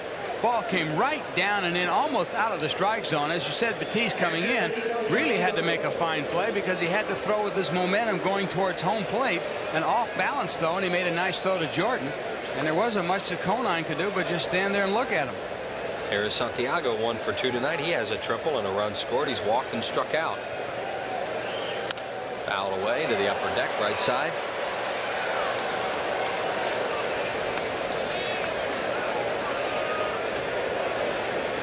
Well, folks, it's Chinto time again, and you know they've rooted for the Phillies all year long. They've donated $200 every time the Phillies hit a home run to the Philadelphia Child Guidance Clinic. Over $14,200 already put into the Child Guidance Clinic by the Chinto people, and what a great job they've done. And all you have to do is go to your local supermarket, and you can see more than 100 fine Italian food products with that Chinto label on it. Swing and a miss by Santiago. Phillies leading the league in homers with 71 of them. There's Jim Fregosi checking out his lineup card. Florida Marlins have they actually have 6 right-handers and a left-hander in their bullpen. But Harvey's the main guy as the game gets later. Fregosi has Eisenreich, Morandini, and Kruk on the bench from the left side, and Amaro a switch hitter. Broken bat grounder to second. Duncan throws out Santiago by a step, and that'll do it. In the inning, a run on 2 hits, no errors, and Florida will leave 1. Phil's need runs. 7th inning stretch time. Yeah, how far away do you think I can get in 72 hours?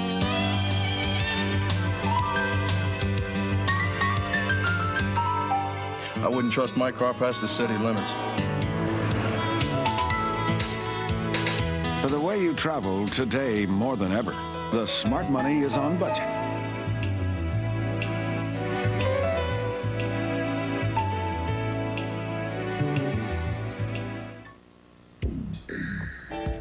What's new at Mobile? Let's take a look. Introducing new Mobile Super Plus detergent gasoline. It still cleans fuel injectors and intake valves. Now it helps keep the very heart of your engine cleaner. Down here, the cylinders and pistons. So come down to the Big Red O and drive your engine clean with new Mobile Super Plus, the detergent gasoline. Yo, Phillies fans, here's the pitch. You, the Phillies, San Diego. It's the Jiffy Lube Coca-Cola Phillies road trip. Go to Jiffy Lube and you could win an all-expense-paid trip for 4 to the Phillies-Padres game in sunny San Diego. Round-trip airfare, deluxe hotel accommodations, and meals are all included. But hey, you can't win if you don't enter at any participating Jiffy Lube before June 30th. Hi, I'm Dick Vermeil with a Blue Cross Blue Shield health tip. True or false? A cholesterol reading between 200 and 239 milligrams is a desirable level. False. A cholesterol reading of less than 200 is desirable. You should consult your physician about ways to lower your cholesterol. Well, there you see it on your screen. It's Phillies Dream Week time again, and it's your chance to live, learn, laugh, and have a lot of fun with the pros in February in beautiful Clearwater, Florida. They put you up right on the beach. Never mind the baseball stuff. Just being on the beach is unbelievable. We got Lazinski and Taylor will be there to cover. Gary Mannix, Boa, the Sarge, Chris Wheeler, all kinds of stars down there. You keep hearing about it, so make this the year, and you can call for information, 215-938-1200. Just tell Kenny Vick that Chris and Jay sent you. That roster is filling up rapidly, so we hope you'll make that call. We'll see you in Florida next year. Aaron Dalton leading it off for the Phillies. Dutch has knocked in the Phils 1 run tonight. And he pops this one up, and it is playable off the line. Magadan staggers around and finally surrounds it, 1 away. You know, the Phillies are not exactly tearing up Chris Hammond, and so we'll show you the pitch one more time. The pitch was up in a strike zone. A good pitch for a left-hand pitcher against a left-hand batter. Most left-hand hitters are low-ball hitters, but I wouldn't read too much into this. Like Chris said, Phillies got in real late last night. Tough day for them, but you know, this is a team that they may lose 1 or 2 or possibly even this one 3 in a row. They can bounce back very easily because they've got such good pitching. And Jackson pitching a good game himself tonight, probably victimized more by some misplays, Chris, than his pitching. Well, Pete Incaviglia would be the first to admit he hasn't had a great game in right field tonight, that's for sure. We give Chris Hammond a lot of credit. This guy's done a good job. As Bruce Fremming says, no swing.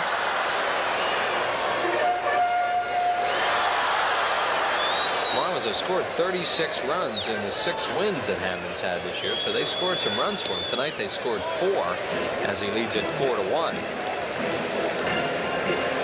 At Cincinnati last year, he was 7-10 with a 4.21 earned run average in 28 games, 26 of them starts. Base hit Incaviglia. That's Inky's 2nd hit of the game. And only the 3rd hit for the Phillies. The other one by Dalton. So the Phillies have a base runner here with 1 out in the 7th inning for Duncan. And this is a pitch that Hammond really wanted to get in a little better location. Watch where it is, right down the center of the plate. As you saw, the catcher, Santiago, he tried to set up outside. That's where he wanted the pitch. But Hammond threw it right down the center. That's what happens when you do that.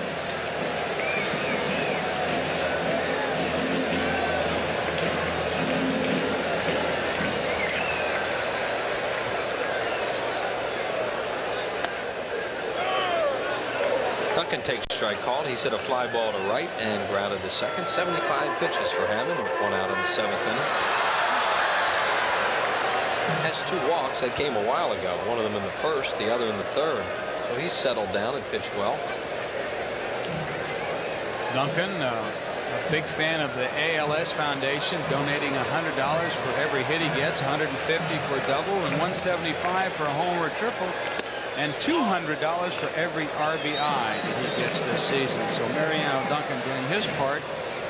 for his charitable work off the field to the ALS Foundation and donating all those bucks for all his offensive categories.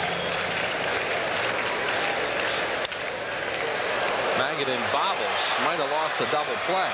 He did. It was a double play ball when it was hit at Magadan, so they'll get one out, and Duncan's safe on the fielder's choice. Well, I guess you could always say that might have been a routine double play, but let me tell you, folks, when the ball's hit on the ground, nothing's routine on the turf. Watch what happens as Magadan has to go up. The ball took a funny hop. Magadan was trying to play it down low around his knees. It bounced up into his midsection. He had to play it off the turf, which right then eliminated the double play. Kim Batiste, the batter, 0 for 2 with a ground out and a strikeout.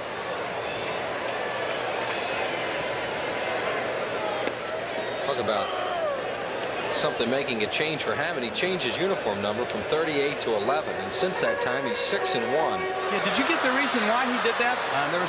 He liked the number 11 when he was at Cincinnati. Couldn't wear it because Larkin had it. Oh, okay. So he came over here and they gave him the same number he'd had at Cincinnati, and then he said he wanted 11, and they gave him that one. He's pitched great with it.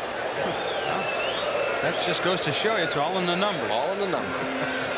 Game's very mental, Jay. Ask Kruk how many times he's changed his number. Horse dance. John Kruk not in the starting lineup tonight. There's that number 11 on the Florida left-hander.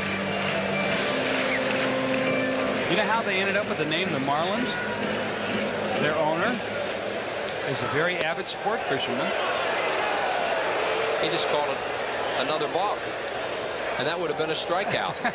That was strike 3 called, except they called another balk on Hammond, so Batiste goes, or Duncan goes to second on the second balk of the game, and Batiste gets another pitch. We had to look, folks, because all of a sudden the whole defense started running towards the dugout, and then all of a sudden everybody stopped. We didn't know what to happen. It was strike 3 called on a pitch that was outside, but a balk had been called, and so no pitch. Batiste is still alive. But to finish that story is the owner of the Marlins is a very avid sports fisherman and loved to go marlin fishing, and hence he thought that they were such great sport fighters, and that's where he got the name. And he comes back and strikes him out. So Hammond gets it done anyway after the balk was called. That's his 5th strikeout of the game. No runs a hit, no errors, and 1 left. And we're through 7. 4-1 Florida. 3 triples in the game, and Darren Dalton, RBI number 54, knocking in the Phillies' only run. That came in the 1st inning. So we go to the 8th, and a new pitcher for the Phillies, the right-hander Jose De Leon.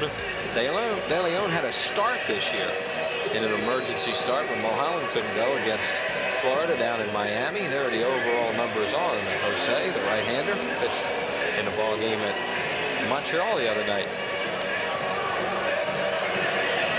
And he will face Dave Magadan, Junior Felix, and Walt Weiss. Hammond due to bat 4th. And the way he's pitching with a 3-run lead, nobody is up in the bullpen, nor would you expect them to be. I would hope not. But you never know. Come to the 9th inning. Hammond has just 81 pitches through 7. Yeah, that's not too many.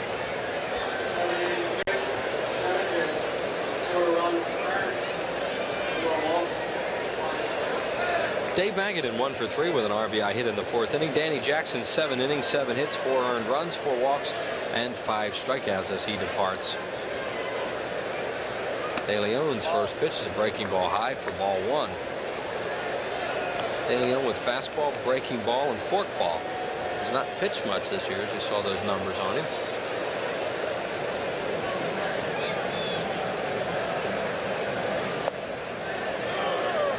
Magadan, 30 years old, came out of college, 1983, very highly talented. In fact, he was voted the College Player of the Year by Baseball America and also won the Golden Spikes Award. So they thought he was going to be a good one.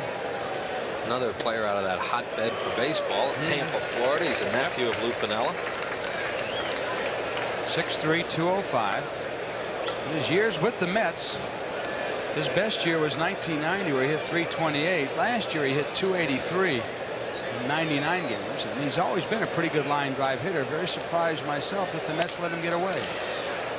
Get jammed on that little humpback liner on 1 hop to Duncan, who throws him out. 1 away in the 8th. As De Leon retires the first batter he faces. For Junior Felix, 0 for 3, a strikeout, fly ball, and a ground out. Felix will turn around now and bat left-handed for the first time tonight. He's a .221 hitter from the left side, batting .226 overall.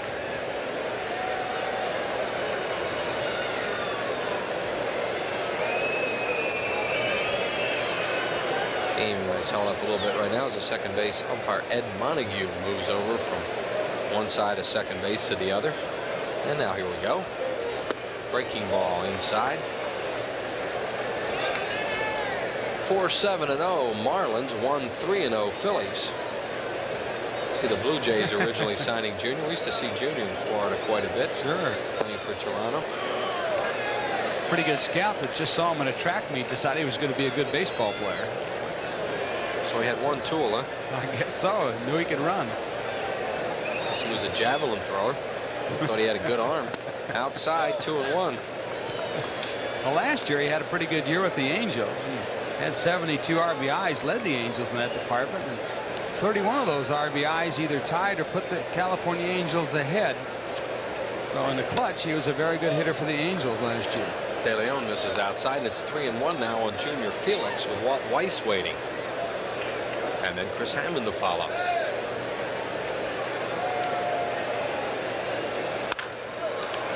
Nice play, Ricky Jordan on a line smash hit by Felix. 2 down in the 8th inning.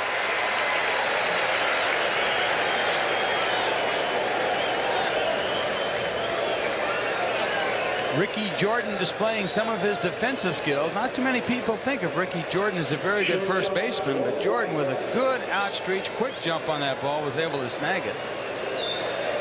And that'll bring up Weiss 0 for 3 from the right side off Jackson. Will swing around to bat left-handed, where he's a .325 hitter. .227 at game time from the right side. So Walt Weiss obviously likes his left side a little bit better. He's at .308 overall. 2 outs, nobody on base in the 8th inning. De Leon gets a breaking ball over. Jose De Leon, born in the Dominican Republic, grew up in North Jersey. Fork ball misses low. He takes it. 2-1. How about that deal? Wow. Jose had some good years too at Pittsburgh. Milt Thompson's going to run Millette off the play and take it himself, and that'll do it. 3 up and 3 down for De Leon in the 8th inning. No runs, no hits, no errors, and nobody out. Bill's still searching for runs as we go to the bottom of the 8th. Here for the Coast Clubs, Ruben Amaro, just back from Scranton Wilkes-Barre today, where he batted .273 in 56 games with 3 homers and 17 runs batted in. He was 11 for his last 32 at .343 for Scranton Wilkes-Barre. Spent the entire 1992 season with the Phillies, appearing in 126 games, and there's trouble as Brian Harvey gets up and starts throwing. Fastball, forkball. Todd Pratt is out. The bat for De Leon as Amaro takes it down low. 2-0. So Latchman has his ace closer up in the 8th inning as we look at Pratt. Normally you don't see that a whole lot, do you? You know, normally your closer, they save him for the 9th inning, but...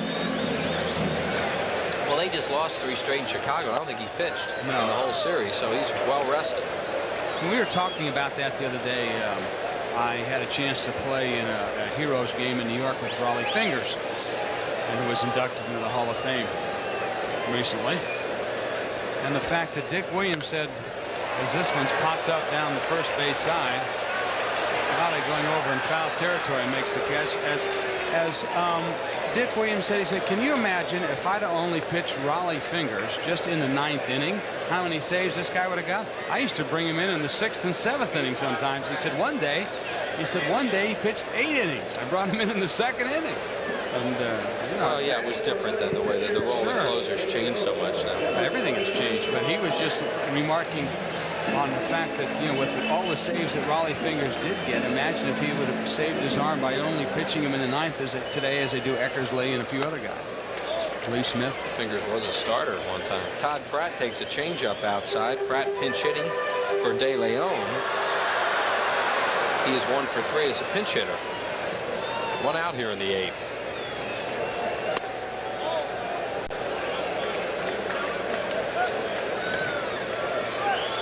Jeff Manto's down in the bullpen. The Phillies brought him up last week, so that gives Fregosi a little more flexibility as we look at Manto down there. He has yet to appear in a game, but he can use Pratt as a pinch hitter knowing that he has another catcher around. And Hammond goes to 3 balls and no strikes. He's, I guess, right around 90 pitches right now, so he still hasn't thrown that many. We're in the 8th inning. Strike call. Did we ever hear an outcome on the game a while back that Jim Fregosi protested because of the scorecard? Yeah, they disallowed it. The Phillies dropped it because they knew they were going to lose.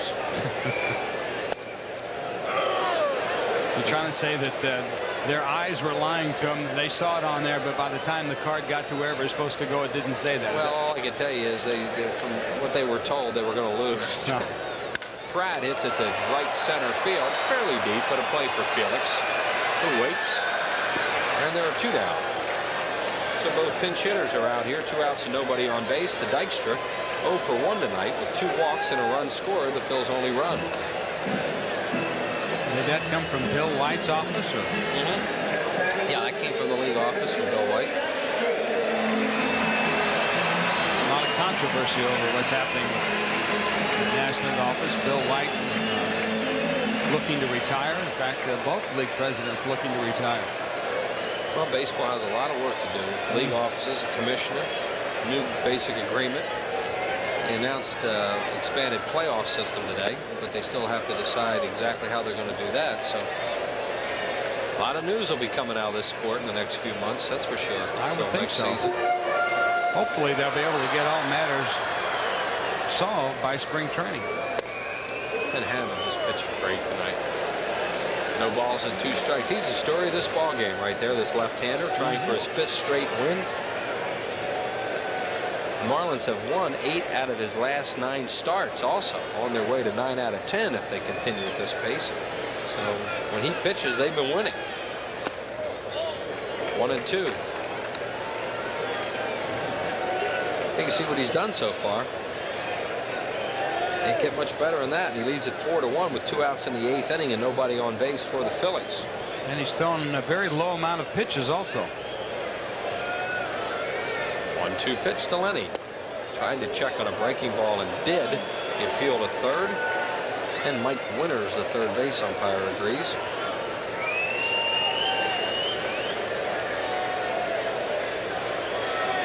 Dykstra, a very good 2-strike hitter, has an outstanding idea of the strike zone.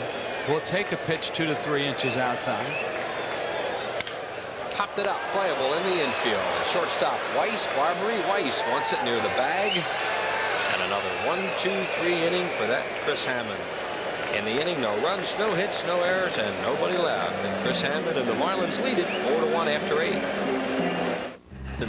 That game is in the 6th inning. Bennis and Kyle, and the Pirates lead the Mets 6-2. They are in the 8th. That's Innes and Bob Walk pitching that game.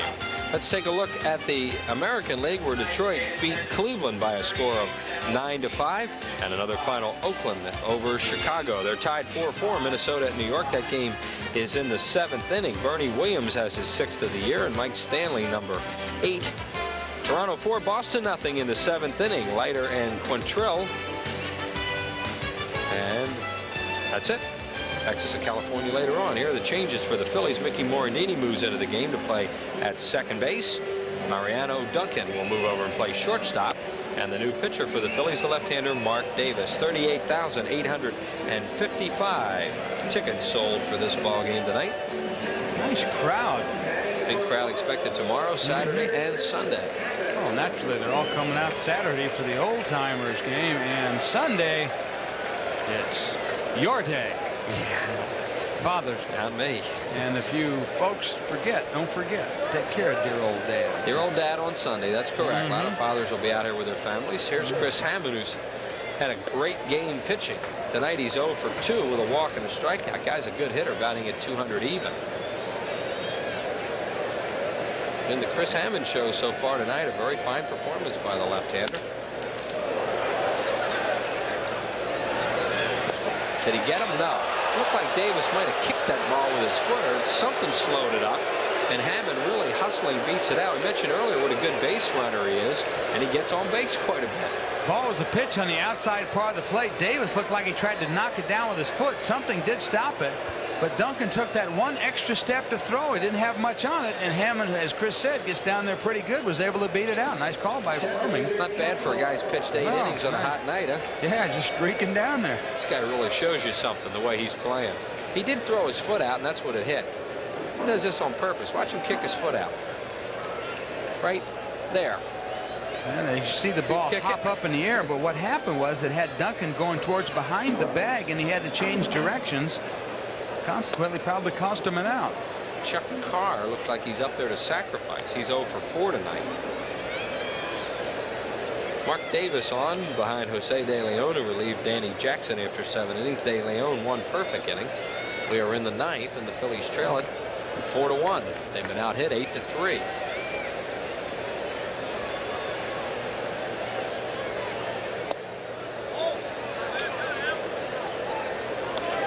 Williams is down there getting some work in the Phillies bullpen. There he is, the left-hander. And Mike Ryan right next to him. Carr taking a lot of time out of the box looking at Cokie Rojas, the third base coach. Rojas walked to the front of the coach's box, gave him the signs again. Well, he's ahead in the count, so he's swinging away, and he takes it. 2-1, no sign of a bunt. Then takes another look down at Cookie. There he is, Cookie Rojas, one of the more popular guys to ever play in this town. That's Chris Hammond leading off first. Does not want the warm-up jacket. He was on there earlier on a walk. That coming in the 4th. He wanted the jacket then. He probably got so much adrenaline pumping here in the 9th inning. So I don't need that. As Rojas goes through the signs, 2-2 to Chuck Carr. You know, Cookie had a 19-year Major League career. Wow. He had some good years in this town. Still love to watch him play. And he was named the Phillies' greatest second baseman in the voting during baseball centennial. How about that? The count now 3 balls and 2 strikes as Cookie goes through the signs. They might run here. I mentioned Hammond has scored 7 runs this year. You just wonder whether they want their pitcher running, though, in this situation in the 9th. We'll see. No, they don't run it. And Carr beats it out in front of the plate to Davis, who will throw out Chuck Carr, and Hammond will move up the second one away. And Chuck Carr is 0 for 5. For a second, it looked like the ball bounced off Carr. But Davis quickly reacted as the ball hits right down the dirt. You can see it looked like it almost hit off his foot the way that Carr reacted that way. But it didn't, and Carr streaked down the line, and Davis quickly off the mound like a cat and threw a strike over to Jordan. And that'll bring up Brett Barbary as Hammond catches a breather at second base. Barbary tonight is 2 for 4 with 2 runs scored. All of his at-bats right-handed off Danny Jackson. Good play by Dalton on a ball in the dirt. 1-0.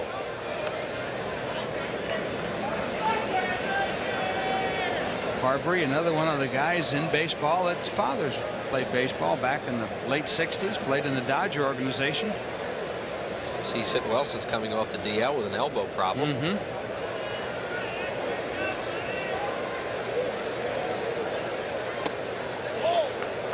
2-0. On deck batter is a right-handed batter, Jeff Conine. Conine waits 4-1 in favor of Florida. We're in the 9th inning. Runner at second base and 1 out. The count of 2-0 on Brett Barbary, the second baseman.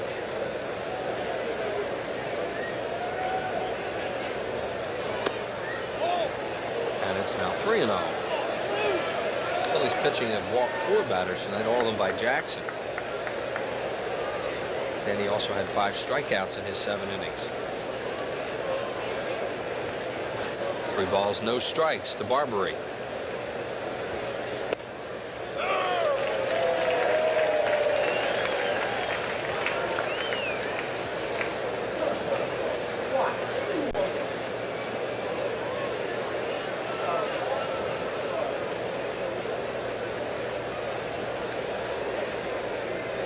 3-1 pitch. Fouled away.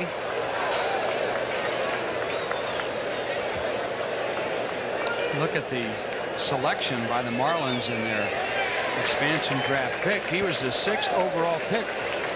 Marlins very high on Barbary. Barbary last year in Montreal in 111 games only hit .232.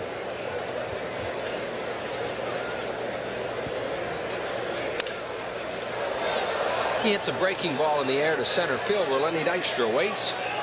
And there are 2 down. Hammond just hanging around second base.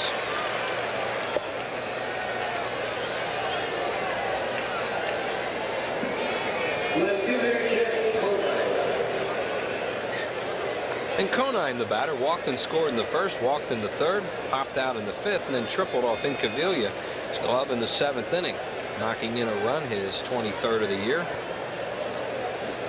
You know, I mentioned earlier in the telecast, Chris, he was only the 2nd player in expansion draft history that has gone 4 for opening day. You know who that other one was?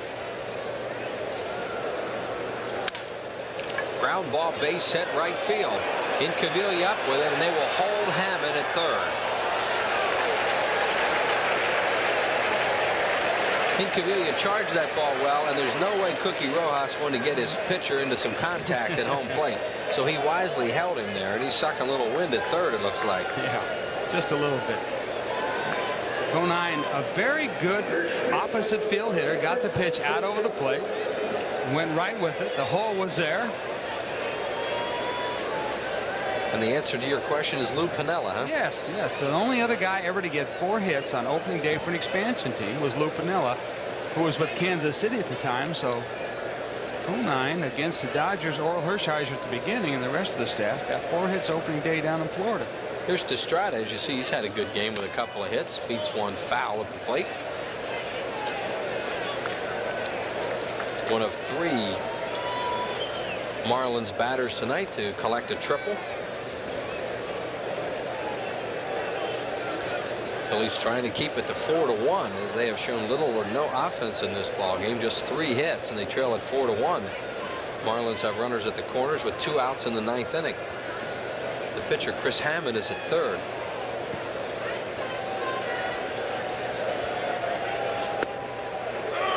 Good fastball in the inside corner, says Brian Gorman. So it's 0-2. Here are your base runners. Hammond on at third, eschewing the jacket, and Conine on at first. Means he doesn't want it. Is that what that is? I thought it was just kind of hungry or something. That's a McCarver word. Oh, just chewing. No balls and 2 strikes. Powell, ooh, he had a good swing at that one. Fouled a fastball back. They might want to spin one up to him after that pitch. Does Tim use those kind of words before the first bottle of wine or after? Last week it was after when we were with him in New York.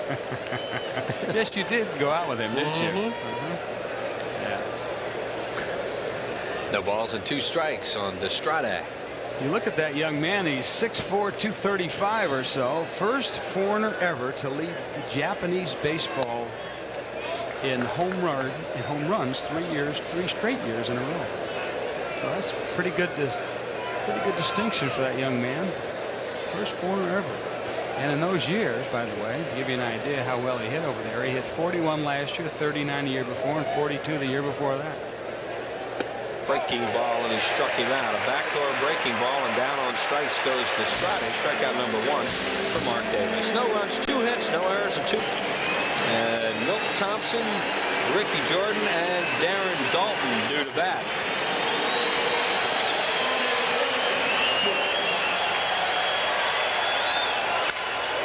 There's a base hit for Thompson to lead off the 9th inning.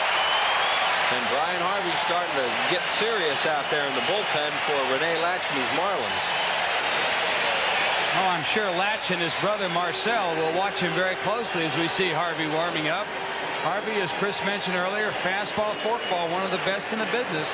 14 saves. Last year, the Angels thought he would sneak through that draft, but, well, as we watch the base hit by Thompson, Rene Latchman is slowly making his way to the home plate umpire. Yeah, they're going to have a double change. Greg Briley is going to come into the game to play left field, and we know who's coming in to pitch. There's Briley. He will take the place of Jeff Conine. And Harvey will bat in that spot. Riley will bat 9th, and Chris Hammond will leave after 8+ innings, and what a great job he did. Maybe Destrada's leaving the game. Conine is going to go play first. Yeah, Destrada is going to leave the game. As Latchman heads back, we'll put it all together for you. We'll be back right after this. Brian Harvey. There you see the numbers on him. Saves 19. And we'll give you some other stuff after we show you the other moves made here. Greg Briley's going to move into the game. He will be in left field. He will bat 9th. And Conine moves from left field to first base. Well, Brian Harvey has held opponents to a 116 batting mark over the last 11 games, and he has retired the last 19 hitters in order that he has faced. There you see the most saves in a first-year expansion team. He's already set a record, passing Enrique Romo 3 of them ago. Diego Segui of the Seattle Pilots. Harvey started out slow for Florida, and then has really come on. He throws fastball, forkball. They're paying him a lot of money, and this was an indication that they wanted to get competitive early by having this kind of guy on their ball club. And they have done an excellent job with him. As you said, there's a lot of concern about the operation he had over the winter. Angels felt that they could let him maybe sneak by a few rounds on the expansion draft list, but Rene Latchman conferred with his brother Marcel, who was the pitching coach of the Angels last year. They gobbled him right up, and it's paid off nothing but dividends and gold for him. Well, they've been winning games in the late innings, and the Rockies have been losing them. Right. And the reason is right here. Ricky Jordan will lead it off for the Phillies, or bat for the Phillies.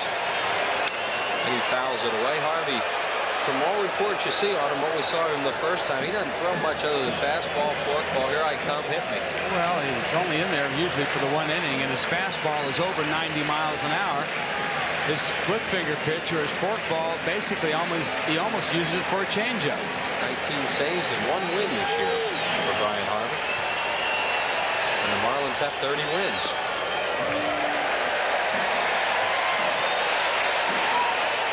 Phillies have Eisenreich, Morandini, or Eisenreich and Kruk still on the bench. If Kruk has a sore shoulder, we don't know whether he's able to hit tonight or not. We might wait until they got a couple men on. We'll see later on. Phillies trail it by 3. Jordan to deep center field. Back goes Carr, still going back, and he has just enough room to pull it down. Ricky Jordan gave it a long ride to deep center, and Carr makes a good play, 1 away. I thought that ball had all it needed to get out of here, Chris. I was watching Carr break towards right center field. We'll show it to you one time. Jordan really hit this ball well, but as we see the replay, he hit the ball towards the label of the bat, and Carr actually probably had another foot or so to go to the wall. He never did find the wall, and he had a leap, and he didn't need to leap for it. So Jordan knows how hard he hit that ball, and he gets nothing out of it. And here's Dalton, 1 for 3, with Incaviglia on deck. Whistling fastball, takes it for a strike call. I was very surprised that one didn't get out of here, but then where I saw the ball on the replay hit the bat, he hit it a lot closer to the label than really the sweet part of the bat. That's why it didn't go very far.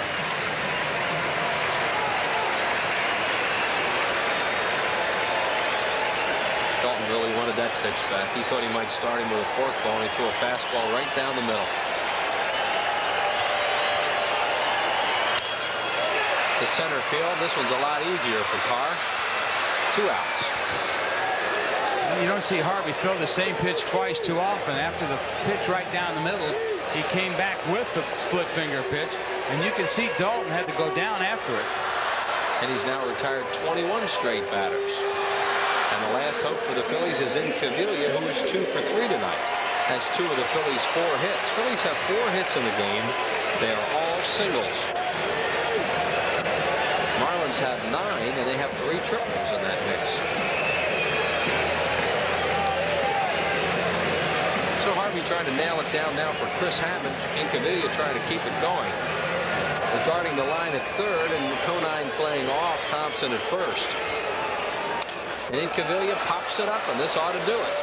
Here comes Conine down the line. He will go into foul territory and make the play, and that'll do it. And for the first time this year, the Phillies have lost 3 games. Great job by Chris Hammond and Brian Harvey. No runs, 1 hit, no errors, and 1 man left on base. The final, the Marlins 4 and the Phillies